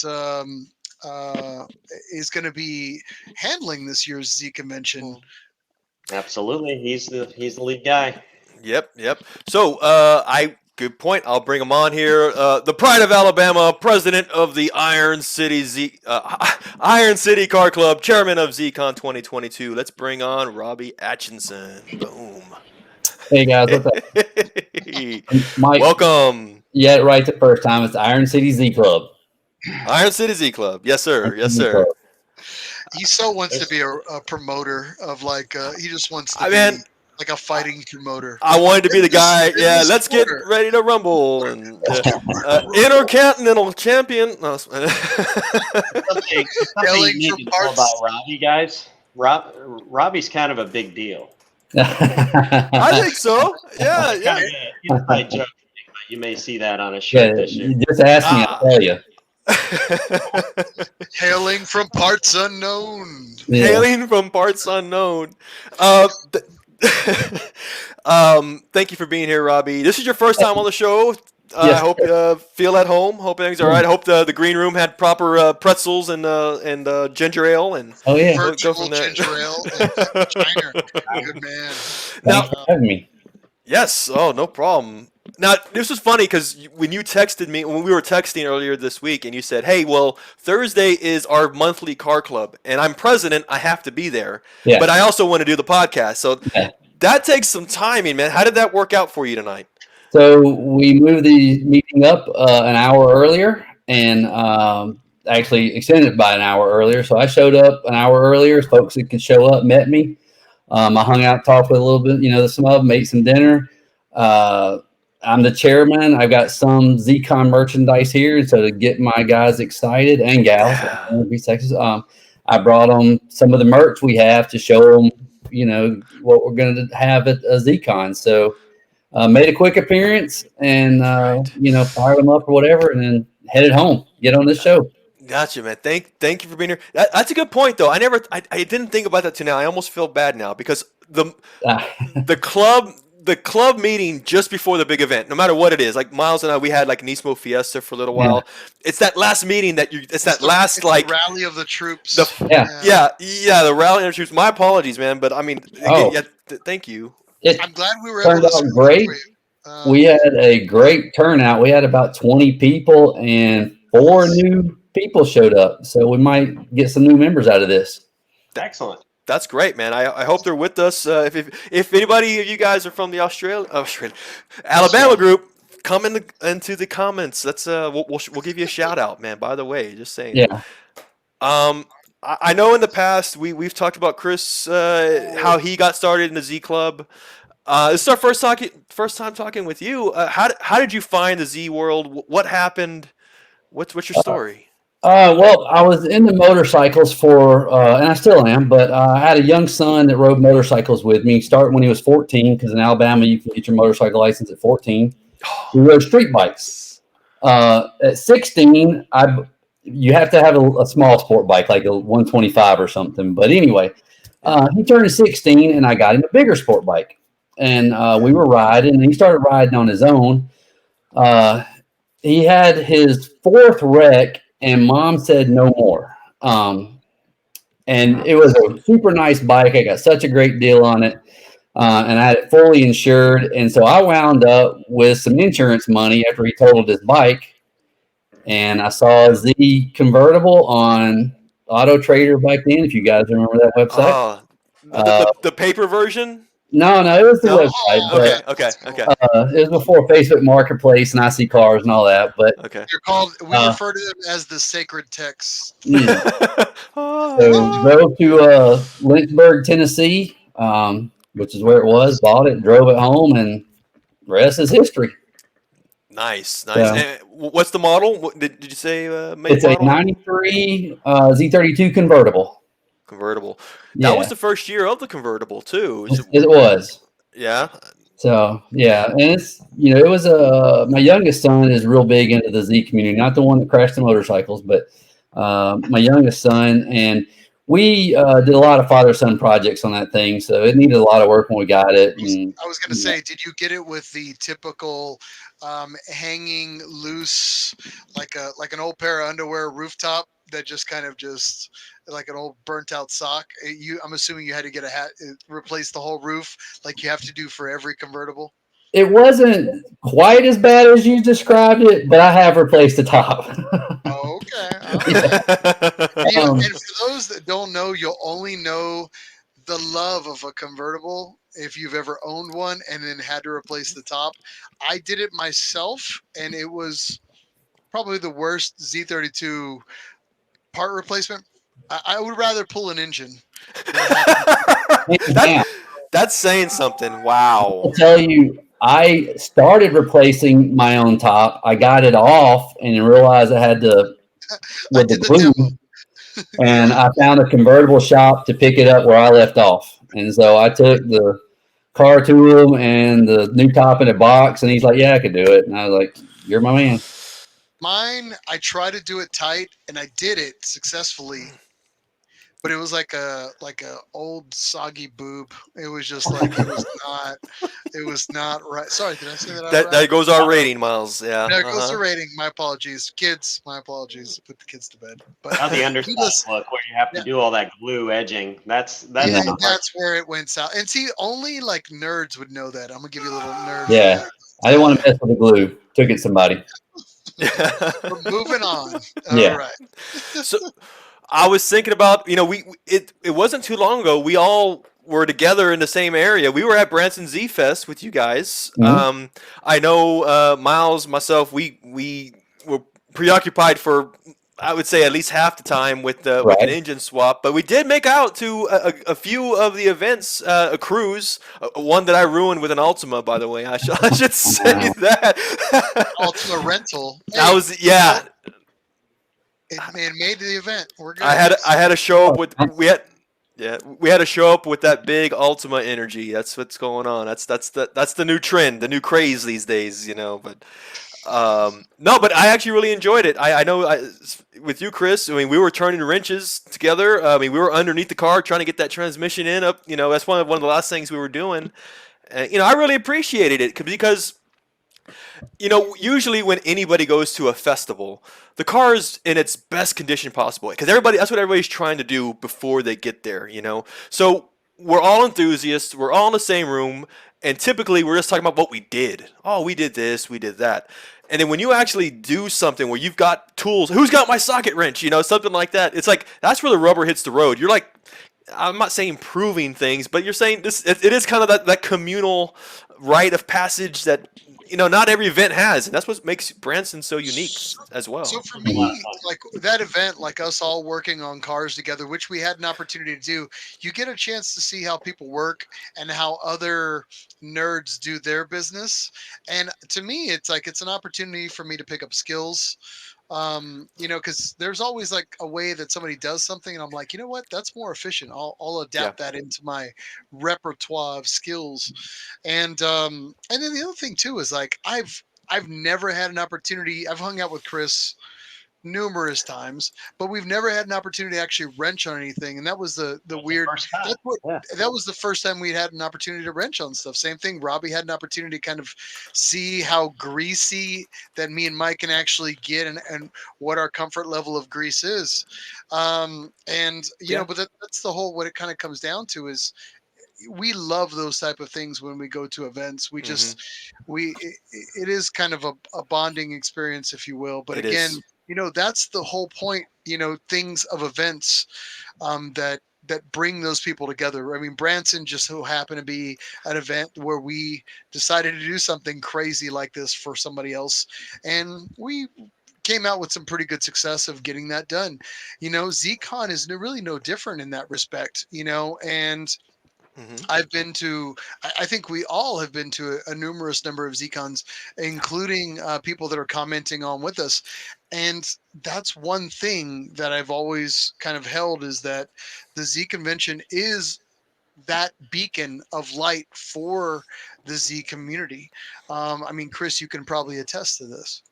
Yeah, it's the idea is to culminate all of our passions, all the social aspects of community into one week-long event that blends something different from a regional perspective, as well as all those other things that we love. We love driving the cars, the group drives. We love going and seeing what they can do at a track. We love the opportunity to be social together at the banquets and the parties, and of course the car shows as well. But you're right. I absolutely agree with you that the best times I have are not up on stage doing opening banquet stuff, right? It's walking the parking lot and the guy's under his hood changing a part, and hey, do you need help, right? And he looks at us and goes, yeah, I'd love some help. And those are those moments where you make friends, you learn things, and those memories stick over time. It's crazy how quick a campfire, and I mean this outside, inside, happens really quickly. Like somebody will oh, this guy's got a downed tire, and that sense of community kicks in immediately. That happens at Z conventions. I mean, talking about even last year's Z convention in Colorado Springs, there was tons of little small things like that where somebody would break something, and people out of the woodwork. But you know what? People stuck on Pikes Peak last year, right? We had dots vapor blocking that couldn't get down the mountain. We had all sorts of interesting clutch we didn't have jobs. A car to get up there, and Ben Lillard from Skillard said, you know what? I know you guys had something else. We're going to take your beater rental all the way up there at that time. And he said, you know what? Get your tails in the car. We'll all go together. And, we had a great experience with that. And there was tons of other people that did something similar. That's the importance of Z convention, going to Z conventions when you can. And I guess, talking a little bit about that with the last Colorado Springs event, that was a great Z convention. We had such a great turnout. We had such a great experience for the ZCA, a great experience for ZCON and Nissan altogether. And Robby, I think you had an opportunity to attend that event. Now, how tight was your lower regions getting, knowing that the next year you were going to have to live up to an event like that? So at ZCON, I don't know if you guys were there when they put me on stage. We showed the video. I was super nervous. Couple of reasons. Yeah. One, we were supposed to host in 2023. Circumstances changed. We got 2022. Got bumped up. Yeah, it got bumped up, and so we were kind of, I prepared for 2023. I wasn't prepared for 2022. So, and my club is still relatively small, I feel. So I said I can do it, but I'm going to need help, and the community as a whole stepped up. So we got the ZCCA helping out with Chris and Josh, and I'm going to forget names. I know it, and I don't forget anybody. I'm sorry. Of course not. Yeah. And then other clubs. Caleb from the Austin Club. Harold Wickman. All these guys jumping in. Trying to help us. And so I'm not as nervous as I was then, but yeah, there's some pressure to put on a good show. We got high standards. Of Well, we course. keep setting the bar higher and higher every year. Or at least we try to. Right? And talking about that, you with the high standards, I mean, you're the chairman. You've got the idea of doing this Z convention. I mean, let's talk a little bit about that. So Chris knows how to pick people and staffing and people that are going to present and basically mirror his expectation of what Z convention could be. And I know this already from him because I've been picked for that. Mike has been picked. A number of other people in this chat have been picked, because the Z convention has been running for as long as it has. Yeah. So how did the ZCON idea kind of come to you? So well, I mean, I always, I've been associated with the ZCCA since 2018 when I volunteered to be the treasurer. And so I've been helping out with ZCONs in that capacity. So I had a, behind the curtain look at what goes on. And I knew it was a lot of work, but I always thought I would love for Birmingham to host a ZCON. I think we got a fantastic city. I think we got a lot to offer. So it was always there in the back of my mind. And then, as you said, I got approached or whatever, and I was like, yeah, I'm interested. And then ball rolls, and here we are. I'm talking to you guys about it. So, tell the real story how we closed it, though. There's always a story, and thank you, Chris. Go for it, man. What story are you referring to, Chris? Well, the story was when we got a special invite to go see the Z Proto at Nashville. Yeah. And I invited full people. Mad Mike was there, and everybody's sitting on this high after, only a handful of us getting to spend time with the car in the middle of COVID at Nissan headquarters. And we go back to our hotel, and we're sitting, and here, Robby, have a drink. Here, Robby, have a drink. And, it's coming back to me now. Around the tables, I bet you we could do 23 in your backyard. There'd be plenty of time, Robby. And somebody else there that will remain nameless was supposed to do 22. And he goes, yeah, I might be in my club to do that. And before you know it, I had 2 conventions lined up, and it cost me a couple drinks, and it really didn't cost me a couple drinks because I'm at an embassy where they do managers receptions and drinks are free. So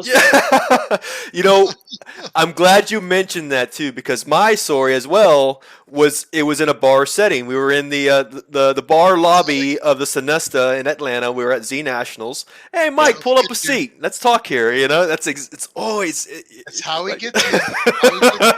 Deals are made.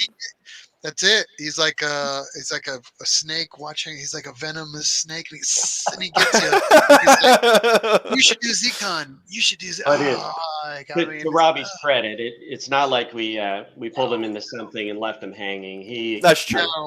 It's huge that he stepped up, guys, and I think you'll be truly impressed by what he's put together based on the infancy of his club.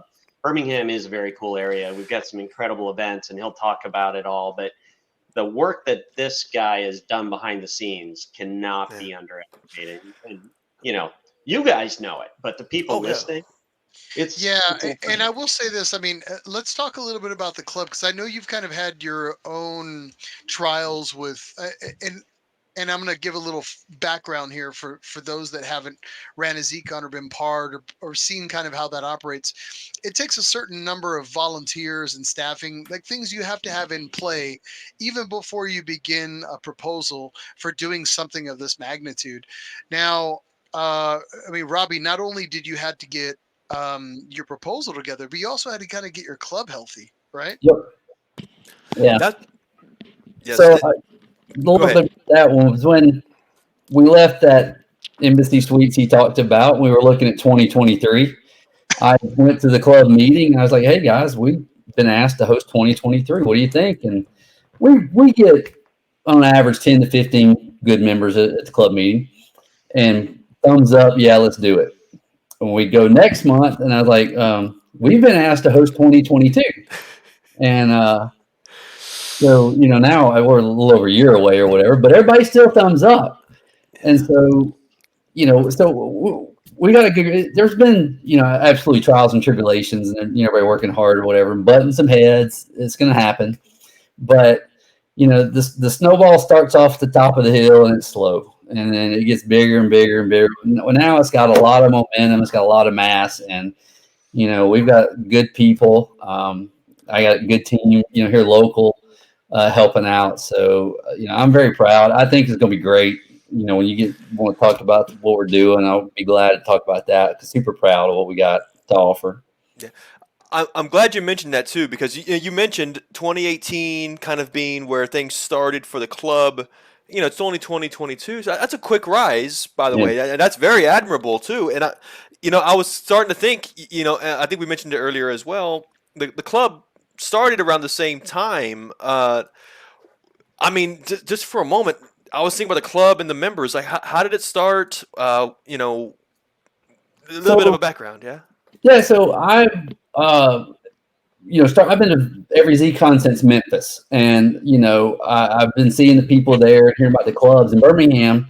I was told a long time ago had a club. I can't find any record of it in the member records that I received, but I decided, well, I'd like to have a local club. I knew other Z friends locally. I got 10 people to give me $2 at the time, not $3. It was $2 back then.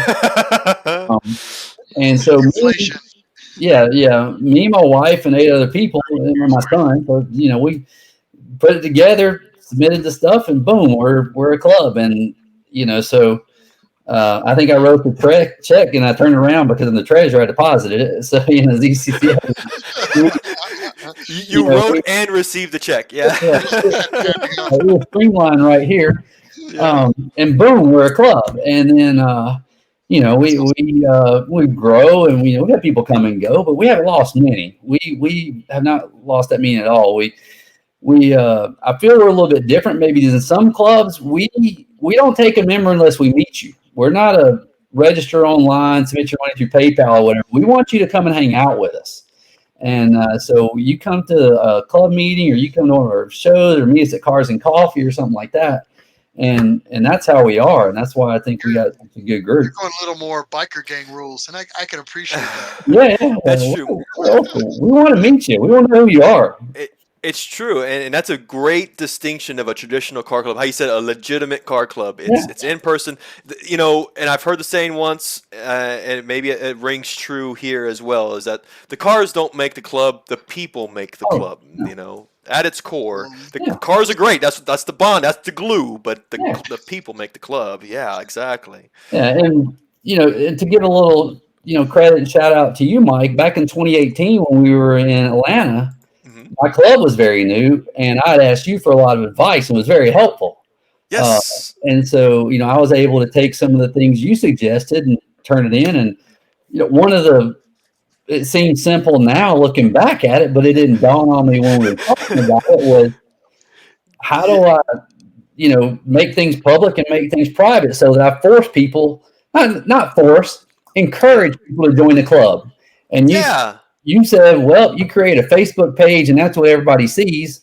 And then you create a private group. That's where your members go. And I'm like, well, why didn't I think of that? And so that's what we have. So I've got the Facebook page, and that's where we post stuff. But then we got the private group where we get into the backstories and the inside jokes and whatnot. And so, we try to get people into that. Yeah, So, I remember those conversations, man. Yeah. It was cool. I mean, I was so glad to help for one, and then to see it, it's 4 to 5 years later, it's like here it is. It's I mean, it's really cool to see, man. You've done all the work, and that's just props to you, man. I know it Yeah. takes a lot. And I got some people helping too, not only me. So Oh, that's true. that's true. Yeah, we got some officers. Yeah. I was thinking about that too. Speaking of members or others, how many members? How's it? What's the vibe? What's the club kind of gravitating to? As events and stuff too. So I think, like I said, we got about roughly, I want to say 35 members on the books. Any given club meeting, we get 15 to 20. We, not everybody, but little groups get together, go to Cars and Coffee. We'll cruise to Cheehaw, which is the tallest peak in Alabama. Okay. We occasionally, me and a couple of others, we do what I call the lottery ticket run, which is where we take some back roads, just cross the Georgia border, buy a lottery ticket, and come back. No lottery in Alabama, in case you didn't know. Yeah. And so, things like that. Go to car shows. We go to cruise ins. There's a street festival in Gadsden the first of every Friday of every month. Me and some guys have gone to that.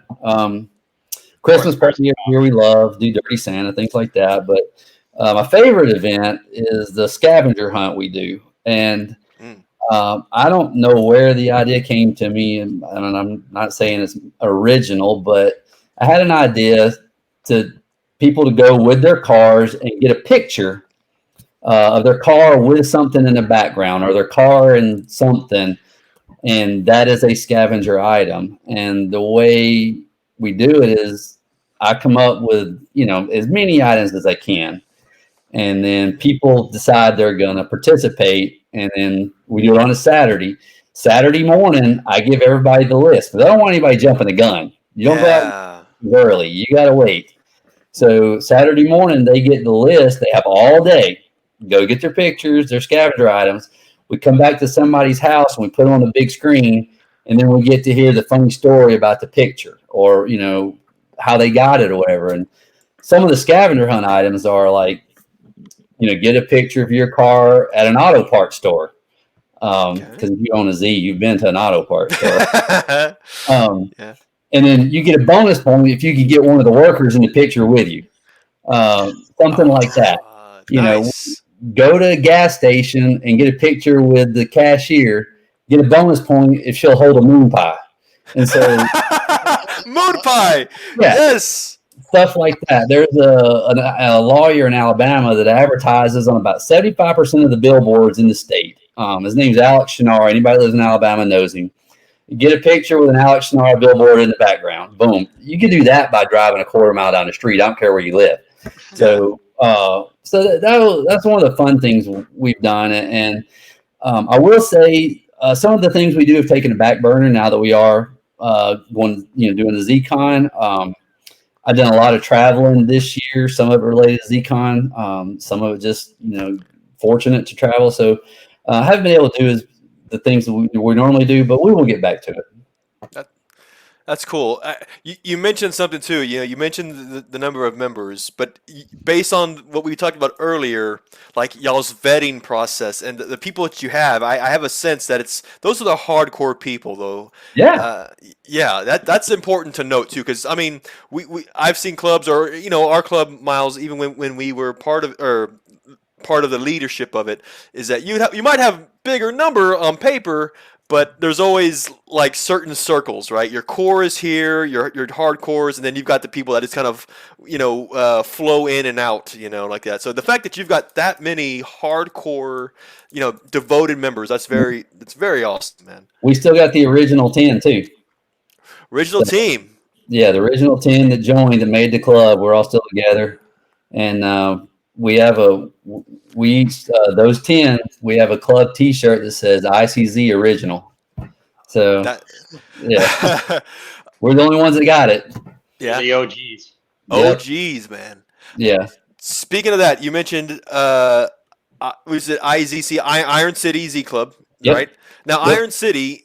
Now, I know a little bit. I visited Birmingham at least once. But for those who don't know, what's the significance of Iron City? How does that connect to Birmingham? So Birmingham's, I guess, their official nickname is the Magic City, but because it sprung up this by magic overnight because of the steel industry. Okay. Local to Birmingham is all the materials necessary to make steel. So you'll hear Steel City, Magic City, or Iron City. And Ian Lamb, one of our originals, you might know him as Batstig, if you've ever been to one of the shows. I've known Batstig, yeah. He suggested Iron City Z Club. I liked it. I think it had a good ring. And, so we came up with, we decided to use that name. And then go forward and tell you about the logo, because I'm very proud of my logo. I think it's the coolest logo in the business. I like it. It's the statue of Vulcan, which is the largest cast iron statue, I think, in the world, from the World's Fair. The World's Fair in St. Louis, I believe, 1904. But anyway, through the Z. And so that's how we got the name and the logo. That's awesome, man. I like the significance of that, too. I mean, I know a lot of times club names are centered around, I mean, obviously the letter Z is in it, or Fair Lady or something like that, but that really hits home right there, Iron City. I like that, man. That is awesome. We like it too. Yeah, in Cleveland, we're obvious. We just called ourselves the Cleveland Z Club. Right on the nose, man. No ambiguity. Yeah. We're just like, we just got to get this club started. I don't care what the name is. What was I going to call it? The Burning River Z Club? Come on. Right. There. Z Club? So let's talk a little bit about the upcoming convention that you have planned in Birmingham. So what are your dates right now? We've mentioned them a few times, but they're upcoming. July 25th through 30th is the week. July 25th being the opening day. Usual, we're going to do, the car show. I mean, the Subs and Shine that day. And then, they're going to do some motorsports pre-tech. And then we got the opening banquet. And if you want to get into day by day what we got, is that? Yeah, sure. I mean, sure, this is your let's go for it. Platform. Yeah. I've got a screen here. Let me share my screen as well. I'll leave the schedule up, and I can kind of follow along as we go. Sure. Tuesday is track day, HPD event at Barber Motorsports Park, which, by the way, Barber Motorsports Park and Nissan, they kind of led us to get the day we have. We know it's going to be hot. We understand it. We're doing everything we can to make everybody comfortable. But so the Tuesday is the HPD at Barber. Barber is a fantastic facility. I've been on that track many times on a motorcycle and once on my car, That's going to be awesome. If you in the track in your car, sign up for that. Tuesday evening is going to be karting. So we got that as usual. We have that with various ZCONs. Wednesday is going to be the Judge Car Show. That's indoors, BJCC, downtown. It's not hard to get to, conveniently located off the interstate. So that's good. And like I said, air conditioned inside. Wednesday night is our Hump Days event. That's going to be at Cahaba Brewery, which is, it's in an old eclectic building downtown. We're going to bus everybody from the hotel to the brewery. So no worry about drinking and driving. And I haven't verified this, but I've been told that Cahaba Brewery is in the old Federal Administration building where you would get, government cheese if you were, something like that when we did that first meeting there. Yeah. There was significance. Yeah. That sounds like it was repurposed appropriately. It was. It's place now. Good beer. It's one of my favorite local brews. But so that's happening at Hump Days. Yeah. And then Thursday will be drifting in Mid Pond and autocross, I believe, right? Yeah. Yes. Yeah. And then Thursday evening, this is what I'm most excited about. It's movie night at the Alabama Theater. So we haven't had a movie night since 2015 in Memphis. So we're showing a movie at the Alabama Theater. Alabama Theater. If you haven't been there, don't think about it. Look it up. It's like 100 years old. It's been restored. It is beautiful on the inside. It is very large. We're going to have enough room for everybody to go in, spread out. You're not going to be crowded. Big marquee out front. We're going to have a sign up. The building is known. It has a Wurlitzer organ. I believe that's how you say it. The large pipe organ. It is one of the reasons the building's still there. They couldn't get it out without tearing the building down. So they decided not to tear the building down. There was a foundation started. They restored it.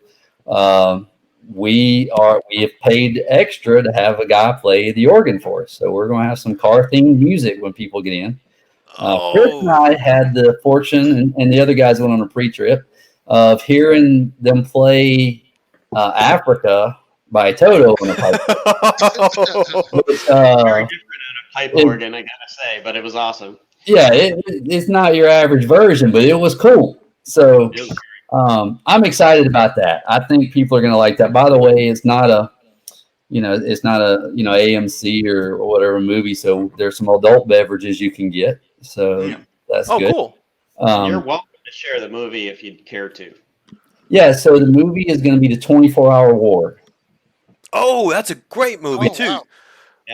Yeah. So that's an exclusive for you guys listening to this podcast, right? Woo! 24-Hour War. What's happening here? Now, are y'all gonna have Peter Brock sit with you guys as y'all watch it? Do y'all think that's a thing? You'll be there, right? He will be there Thursday, Friday, Saturday. Gets in midday Thursday. Okay, so you will miss it. Oh, no, it will be Thursday. It's Thursday. So yeah, he could come. He can make it. That sounds like such an event to sit there and watch that documentary, a wonderful documentary with the guy directly involved. He could. Wow, man, that's a treat. I'm getting the goosebumps in the hair standing up thinking about it because he did that with us in Memphis too. Yeah. Oh yeah. Watched Racing Life of Paul Newman. We had Morton, and that was cool stuff. I feel so deflated. I'm like, oh man, that's a YOLO moment right there for sure, man. Back to the Friday is another track day at Talladega Grand Prix. We affectionately call it Little Tally around here. Because it is not the super speedway. It is a road course near the super speedway. I like to say if you haven't done a track day and maybe you're concerned about super high speeds or whatever, this is a good one to start at. A little smaller track, not near as fast. But classic, people love it. It's a great track. I'll be honest, man. It's just coincidence. When I was living in Georgia, there we made a trip to Little Talladega. I mean, I was only a week or two into the life, and we went out there, and that was one of my first track days. That is an awesome track, by the way. Yeah. I can definitely vouch for that. I enjoyed myself there, and that's gonna be really nice. Yeah, and then of course Friday after evening will be the tech talks at the hotel. So we're gonna have all the JD and Legends, Peter Brock, Chris Forsberg. What's the Zcca guy? Chris Forsberg's new driver. Yes. That's him. Yeah. And then of course, People's Choice will be Saturday at the Finley Center in Hoover. Okay. I'd love to say, this is another fantastic venue, but it's a parking lot. But it's a big parking lot. We are going to coincide there with the local Cars and Coffee. They're moving their location over to that for that particular day. So we'll be there with Cars and Coffee. We're going to have tents, set up with some tables so people can get out of the sun. Okay. Food trucks. Going to have an ice cream truck this year. Hey, perfect timing for that. So, and of course, closing banquet Saturday night. And we are, there is a rumor, there's a couple informal things starting to sprout up. There's a Hot Wheels trade event occurring after the Tech Talks on Friday night. So if you want to bring Hot Wheels to sell or trade with others and maybe have some of those special guests sign a couple, like Peter Brock, that might be a good thing to participate in. So that sounds awesome. We have an app too called Guest Board. So if you jump on guest board, you can collaborate with all your fellow event participants, organize your own drives. We're going to have, you can scan a QR code and registration. Robby's team has curated some drives for us, some really cool ones. And you can organize to go off in your own groups if you want. You know, the whole idea of ZCON is we give you enough structure if you need to be led around, but if you want to do your own thing, we arm you with a whole variety of things you could do there. You know, I want to back that up because I feel like that's evolved from, 20 years of cruises, handing pieces of paper to people and giving the map with the highlighter. I mean, I literally have done that where I knew Knowledge to trace. come along. And the knowledge has come along and it's QR code. I don't know how long that's evolved. Either that was Branson or through the Zcca mentions. Yeah, but when that all started, credit goes to Branson and Josh Lyman, Cade Mertens, and that. I love team. that I could just walk into registration, scan something, and I'm off. And then I had it forever. Yeah, it was great. And so the fact that you guys are now adopting that into the Zcca convention, it makes life a lot easier. And it foregoes the piece of paper that may have got something wrong. Now you got the QR code that locks it in. So kudos on that for whoever came up with that. Kudos. Genius idea for sure. Yeah, absolutely. It was a great idea. And we love to imitate good ideas, right? One more quick thing to mention, guys. All throughout the week, your badge will get you I believe it's $12 entry into Barber Motorsports Museum. Yep. Wow. So the museum is there. Okay. Yeah. Yeah, it's a fantastic museum. Absolutely. Everybody check it out. Rows of motorcycles. Barber, by the way, is, a mile away from the new Buc-ee's in Leeds. So be sure to stop by Buc-ee's. That's what's funny is because we're in Texas is that Buc-ee's I guess started in Texas, but it never fails. I always get the timeline article talking about new Buc-ee's outside Texas, and it's here, Alabama or Tennessee, something like that. That's cool. Buc-ee's is like the Taj Mahal of gas stations. That's it's a tourist spot now. We'll let you guys have that one. You can keep that one in Alabama, so don't worry about it. Yeah. But I did want to point out in the comments, JLE actually threw out some of the information for the theater. Also, he threw out the Barber Museum website. So for those that kind of are kind of on the fence about Z Convention or just want to get up to speed on some data, there's some really good links right there for some of the events and some of the points of interest that are happening at this year's Z Convention. So thanks again, JLE, for throwing those up. So for sure. Absolutely. Oh, for sure. There was two things I was thinking about as y'all were talking, which was all these venues that are outside of the host hotel. They're relatively close to each other, right? I mean, because I let's just say, there have been events in the past where you're driving hours to go somewhere, and that doesn't seem to be the case here, right? No, absolutely not. So that is another good thing, convenient Birmingham here we have. I think with the exception of Talladega GP and maybe Mid-Pond, you're somewhere between 15 and 30 minutes to everything. Even the drive from the hotel to Barber is not that bad. I love those conventions when everything is just like really tight. The 3 hour drives to somewhere. Nothing. Yeah. I'm not saying it's a negative thing, Chris. You go about geography. You gotta do what you do. You play the cards you're dealt. Yeah. You don't always get to pick where the tracks are located. I know. You can't, and Yeah. I completely understand that.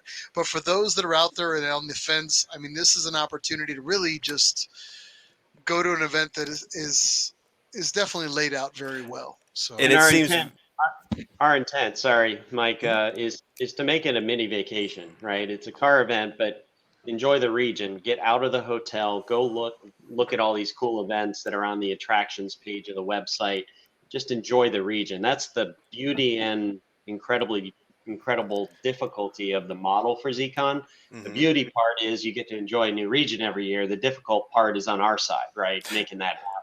Different teams, different fill in venues. the gaps here to kind of get the best of everything. But that's what makes it unique. Yeah, nothing against the events that are in one place. I love to go to places on a regular basis and drive cool roads and and see the same people, it's easy. But Yeah. ZCON gives you that opportunity to see the world, or at least an excuse, Yeah. right? You mentioned that too, and it makes me think about that as well. Where it seems like, again, just to recap too, the events favorable, and it's more favorable. The distances, not nothing extreme. I guess that's safe to say. Right. Second thing is, and you're right. I've only been to Birmingham once. I'll admit though, but the time I spent there is memorable. I remember it a lot. Just for me, my impression of Birmingham in general, that it's got more hills to it than I thought. I was expecting a kind of a flat kind of geography. There's some. It's actually really impressive. I mean, you can sit, like you said, Vulcan Park, which is on top of the hill, and you get a great view of the city. And out in the distance, you've Yeah. got some elevation to it. And I'm glad you mentioned that, but I can't believe I glossed right over it. But opening banquet is at a facility called The Club. Yeah. And if you're here in Birmingham and you've heard of The Club, it's a private club. We're fortunate enough to have a member in my club that is also a member of The Club, able to get us in. And it is the premier facility in Birmingham. It is on top of Red Mountain. It's perched on the edge of the mountain, basically. Your view is looking over the city of Birmingham. The view can't be beat, really. So opening banquet, it's this awesome facility. It's got a retro vibe. It's it's new. The 30s, 40s, very Art Deco kind of feel to it. Neon to it. But you're going to look out the glass and you're just going to see the city lights of Birmingham, or look down the mountain there and see Vulcan. So, open banquet's cool. That's one of the advantages, and I'm going to harp on the beauty about going to a Z convention. I mean, we've all, anybody listening can kind of attest to it. You get stuck in a city for a few days, and you might venture out on your own. You might get lucky, but when you have a local and you have a group of locals that have taken the time to really tailor this event for everything you probably should see and everything that you're going to do with a motorsports mindset involved, I mean, you can't really go wrong. Everything's tailored for that event. And that's one thing, like when I go to a Z convention and I'm in a town, everybody's like, yeah, you went to a convention, but you didn't really get a chance to see the city. I was like, you'd be surprised how much we hit in a week between all the great foods already kind of been picked out, because people don't know this. There is scouting missions that happen before these conventions. So, Chris will lay on his sword and have to go eat at every steakhouse that's down wherever it is. We call that, but we definitely scout. You know what I mean? Like, you take the time to really scout and listen to the locals. So when you get an opportunity to go to a Z convention, there's suggestions that are made, and you really can't get that all the time. I mean, you might get lucky going to a city on your own, but then the exclusivity is also that too as well. Like he just mentioned, the club, you wouldn't have an opportunity to normally visit something like that. Getting access to certain museums and even special tours. I can't tell you how many times that I've been to a convention, and like normal people don't see this. You'll hear that a lot, but you guys are going to get that today because you're part of this. I mean, we've been on tours through Nissan plants, through conventions. You're not going to get that in any other event. So again, going back to this year's event, this has been thought out, well planned. If you're on the fence, don't be on the fence. Don't be on the fence. This event is going to pass you by if you let it. If you have a spouse or significant other that is less into cars than you, bring them anyway, because this hotel of ours is a pretty nice Hyatt, and it's attached to a Galleria. So you can go into a massive mall and go shopping, take a break from the car stuff, just go do whatever it is you want to do. There's a ton of stuff to do in the area from a shopping perspective. If you're shopping, there's 4 good shopping centers, probably less than 20 minutes from the hotel as well, in addition to the one right at the foot of the hotel. Okay. And as a family person myself now, I will say that though, Z conventions do take that into consideration. I've been to a lot of Z conventions and I've seen families kind of walk around and they really have a good time. The kids get an opportunity to really experience spectacular hotel based off of the area. And then also you go into registration. A lot of times they filtered a lot of the the non-important family events, and you guys will actually say, you know what, if you got kids, you definitely want to go check this out and go to those. And that's what I really love about that. So you can actually walk into registration and ask those questions, or they say, hey, if you've got a family with you, you might want to go check those out. And I know I'm appreciative of this, again, as a family person myself. And then I know people that have gone to Z conventions, they are really appreciative of that. So again, kudos to you guys for doing that and taking that into consideration every year. So Yeah, and if it's all right, it's worth mentioning too that these things don't only happen with labor. We've got 35 sponsors every year, from Nissan and Nismo through all the big aftermarket companies you would expect to be involved, from Soho Motorsports and Z1 and UpRev and on and on and on. Click that sponsors link on the website. This year, guys, is a banner year for the amount of raffle and auction related items that you Absolutely. have a shot at. We have conservatively estimated over $40,000 worth of stuff. Oh my God. Yeah. We have wheels, we have tires, we have Recaro seats, we have supercharger kits, we have, gosh, you name it. It's amazing what has come through. And yeah, right here on the screen, you have all these great sponsors. The bigger players are toward the top, and as you move down through, we love it. Folks that contribute at any level. I mean, pick on a few of these. Ionic Dynamics does all our banners at the event, right? Mm-hmm. They make a variety of products, but Z1 Motorsports contributes tons of stuff to our raffles. A lot of the raffle buckets, at least a quarter, tend to seem to be Z1 Motorsports. they pull in big, yeah. And everybody Well, gets battery did not donate a battery this year. I'm sorry. Ah. I don't know what happened to it. They said they did, but it never made it. I'm kidding you. I've got it over here in my room. Oh yeah. SPL. You'll see some repeat offenders from a ZCON perspective. You also see a lot of new ones. Grip Royals with steering wheels, and BC Racing with suspension. We've got a new partnership this year with Chris Forsberg Racing that is bringing on some of these additional sponsors as well. I saw that. Oh, that's very nice. Yeah, Steal It. That's a Chris Forsberg. I see that on his drift car. By the way, is he bringing his drift car at all, or is that? Yeah, let's talk about that. So Alex Jagger is going to be driving a 370Z drift car. We're going to have the new Nissan Z drift car. So it'll be nice. It'll be doing a drift exhibition on Friday at Talladega, those were able to respond and were registered. Were put into a bucket, and we pulled some names, and they'll be reached out to soon to be put on a list for ride-alongs. So if you haven't been heard of that yet, I think that message is going out soon.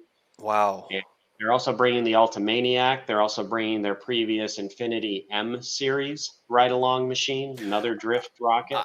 I remember that one. That was a fun ride. They had like 4 bucket seats on that thing, and yeah, bring the family. Yeah. 2 of the 4 vehicles are VR38D TT powered. I mean, it's incredible, and he's doing pretty well in Formula D rankings right now from a points perspective. So we're happy to have them on board. Yeah. And Soho Motorsports, by the way, they're coming in strong as we created a new level called Diamond, and they're donating a supercharger kit. That's wow. That may be a live auction thing. We've got to work that out, but that's a big ticket item. That's worth a lot of money. Yeah. That's insane. That's a big. I imagine that bucket being filled to the brim for sure. The other thing in the raffle bucket. This would be an auction. Yeah, this would be auction. I would. Auction. Yeah. We got a swap of stuff that came from Japan too, guys. Our friends at DSCC and other clubs sent us some boxes of edible. I've never heard of those guys. Datsun Sports Car Club, and there you go. Yeah. I'm rocking the brand. Boom. So some of our good Z crazies, Pan Trip friends that we send them some things, they reciprocate and so on. They donated some items, and I just heard 2 weeks ago that Shinichi-san with Nismo Racing, who works for Katagiri-san, president of Nismo, is sending us a racing wheel and a brand new poster the world has not seen of the Nissan Super GT race car. Oh, wow! That Nice. and you said, is that auction? You said, or is that raffle? Or I don't know yet. DVD. play it You out. have to Yeah, be there. yeah. You Good have to point. Go there and figure it out. Those are shipping to Robby's house, so we need to make sure we find them. Yeah. Chris, did you talk about the merch a little bit? Absolutely, yeah. So we upped our game, or at least we believe we have this year with merchandise. You'll see we this have. little guy here, right? Red pullover, lots of branding Nice. and whatnot. Uh-huh. But we're trying to go higher quality and give some of the usual level of stuff. We brought back some common designs and T-shirts from last year and ran them in different colors. We have Oh. new T-shirts. We have artwork being used by Hector Catamatori, Randy Rodriguez, for a variety of things, from posters to merch. And then we also have a higher end line of clothing by a company called Finn and Ryan. They do stuff for big events like Amelia. And we're trialing that. So we've got pullovers, long sleeve shirts, all sorts of really, really cool merchandise this year. I wanted to say, give a shout out to a poster that just got dropped the other day with Randy Rodriguez, who always makes amazing posters. I saw the new one that kind of came up, and kudos. I know, we don't get him on the show, and I don't get a chance to run into him as much as I would like, but we definitely want to give him a shout out on the new poster. It's a well done poster, so kudos. So Yeah. Colors of our merch too we have as well. So we got some bright colors, I think, and some cool hats. We got some different hats If this you year. never bought a Z-related hat, you'll have 4 different choices this year. Yeah. Different styles, different types, different colors. It's crazy. Wow, y'all really going out on the merch. Yeah. Hey, Yeah. Miles, who do we know from the Texas that is going out there, man? I almost want to make a last minute just fly out, man. You're selling it to me this whole time. I'm just like, I feel like I'll hitchhike, man. I don't know. I'm sure we could find appropriate means of residency while we're there. So we'll figure out what we can do. But getting back to the event, I guess this event wouldn't happen without volunteers, all the sponsors that have been. Anybody you want to shout out to on your volunteer list? Yeah. That's a long. It's a I know number. it's a long Honestly, list, but anybody we'll with a just say ZCON. the random herd of volunteer people, just a shout out to them. So Well, the incredible. I'll just shout out my team to start. I mean, starting with Justin Lyman, Todd Wagner, Justin Eastman, Mark Lambert, Fed Buoni, and Todd on and Wagner. on. Cade Mertens. We'll have Dalton Brown helping out. Gosh, I'm missing a bunch, I know, but at the end of the day, these guys are doing a lot of heavy lifting behind the scenes. Mhm. Everything from attending to special guests to helping pick out merch to chasing down sponsors. Speaking of volunteers, is there a site if somebody wants to lend a hand and maybe donate some time? Is there how is that possible? How do y'all do that? So when you register for ZCON and you're filling out all your information and what you'd like to do during the week, there is a link that says, hey, I want to volunteer. And there's a signup.com. It's a service that we leverage for ZCON. You can click on that and it shows all the shifts. There are usually 2 hours to 4 hours, depending on the event per day. And you can pick where you'd like to help out. So you don't just need to raise your hand and say, yeah, I'll help.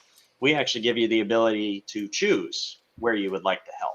And it tells you where we need most help too. It'll say, hey, we need 10 people to cover this, and we've only got 6 out of 10. And you'll know that we need help in that given area.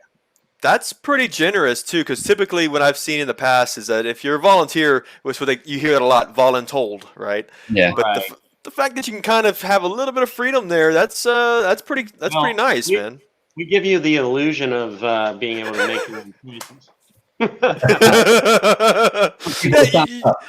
Yeah, Wednesday. You really want Wednesday? Yeah, that's the one. We It's try to like- treat our volunteers very well. They always go home with everyone gets the volunteer T-shirt, right? You show up for your shift and you work, and you at least get that. But usually, closing banquet, we have accrued a nice little package for everybody that's helped out throughout the week. So there's a special thank you for those that definitely chip in. And the volunteer T-shirt this year is cool. It's one of my favorite shirts. It's purple, got the event poster on it. It's fantastic. I like it. And I want to say this too about volunteering. Okay. If you've never done it, then I encourage you to do it. And if this is your first ZCON, and maybe you're new, you don't know a lot of people, absolutely volunteer. No experience necessary. We'll teach you, and then you are going to meet more people than you can imagine. And you're gonna meet these characters. You're gonna meet the Harold Wickmans and the Kay Mertens and all these characters in the Z community, and grow from there. That'll be the beginning of the Z family, we call it. And so you'll meet a whole bunch of people. I encourage everybody to volunteer. Yeah. And then Josh actually threw the link up just in the comments right now. Awesome. Yes, let's do that. So that's going to be signup.com/go/ I'll leave it at that. Big Daddy Josh. We'll put it in the show notes too. We'll make sure there's a direct link.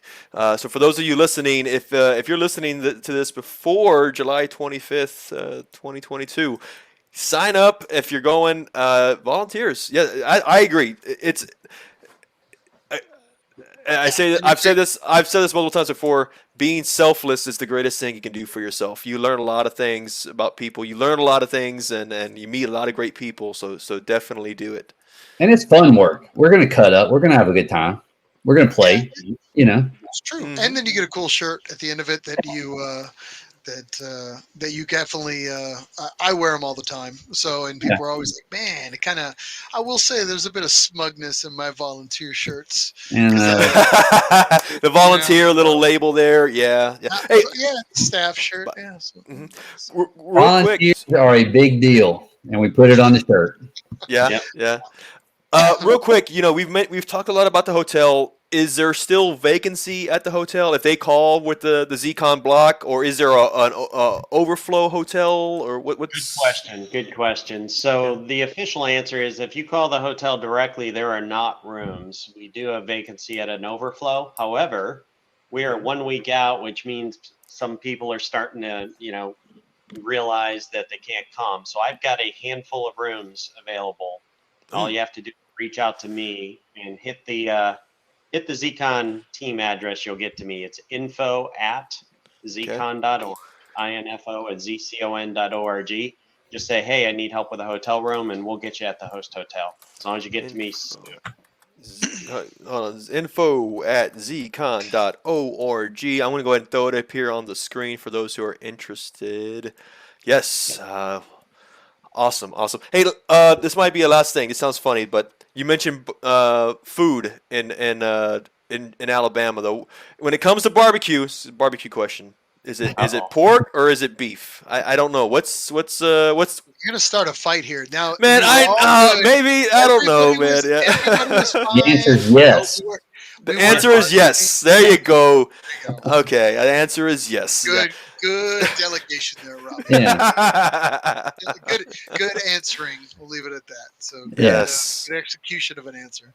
Because Mike's always trying to poke the bear. Well, because I lived out there, and so I kind of have a Just curious. Yes. So. Okay, Martin says it's hot chicken. So we're trying to get Eugene's hot chicken to the People's Choice Car Show. Yeah. Awesome, man. So by the way, it'd be fun. Yeah. Oh yeah. Again, wanted to, I was going to say thank you again for Chris and Robby coming out to absolutely the podcast. No, we love having you guys, and it's This always has been great awesome. seeing you. anytime we can get together again. Big thanks to all of our attendees for tonight.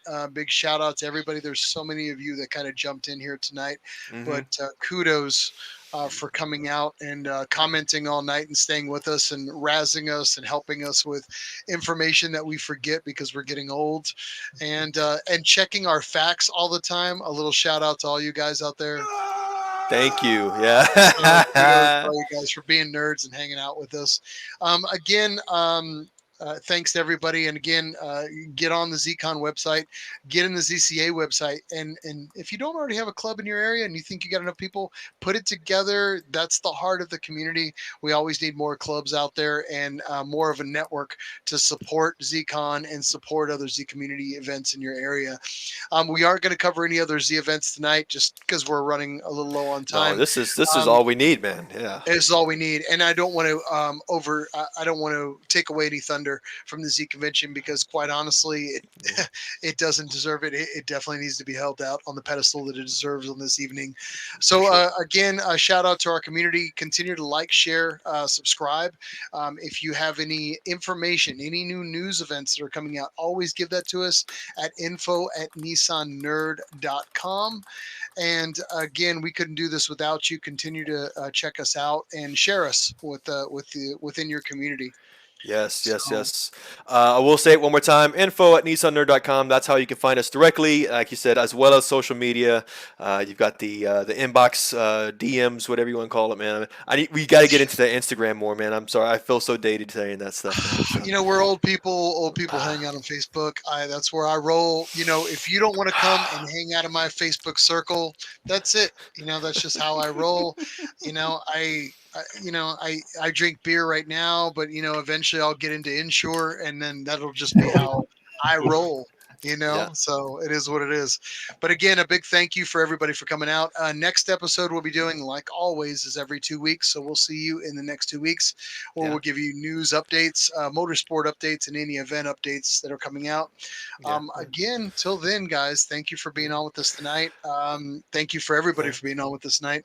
And again, as always, until then, get in your garage, do something cool. Yeah.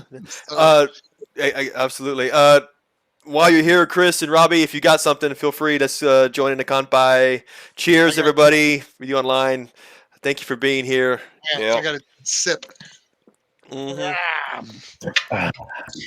on that note, again, compi to everybody. Thank you for coming on with us here tonight. And just get off. Bye. Enjoyed it, guys. Easy.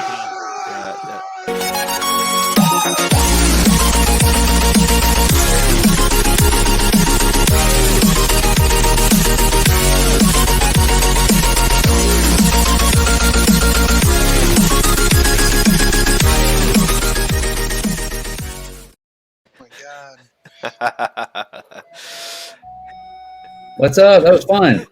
Yes, it was. I had a great time. Let's see. I forgot to share some of this love from online, by the way. We got a lot of guys joining us in that compi, so we're done. Yeah, I know. You got 5 seconds. 5 seconds. All right, we got the cheers. We got the compis. We got the Mike needs a 12-pack next time. JLE telling me I need a 12-pack. Wow. All right. On your 6-pack, you actually need a 6. Yeah, I need a. I've been meaning to go to the gym there. Yeah. And Gatos, until next week. Again, thank you all for coming and joining us. Go home. Bye. Okay. You're done. It's 2.5 hours. What else do you want from us? Jesus Christ, it's free. We'll see you in 2 weeks. Bye. No photo. Bye. Go. Bye, guys. Bye.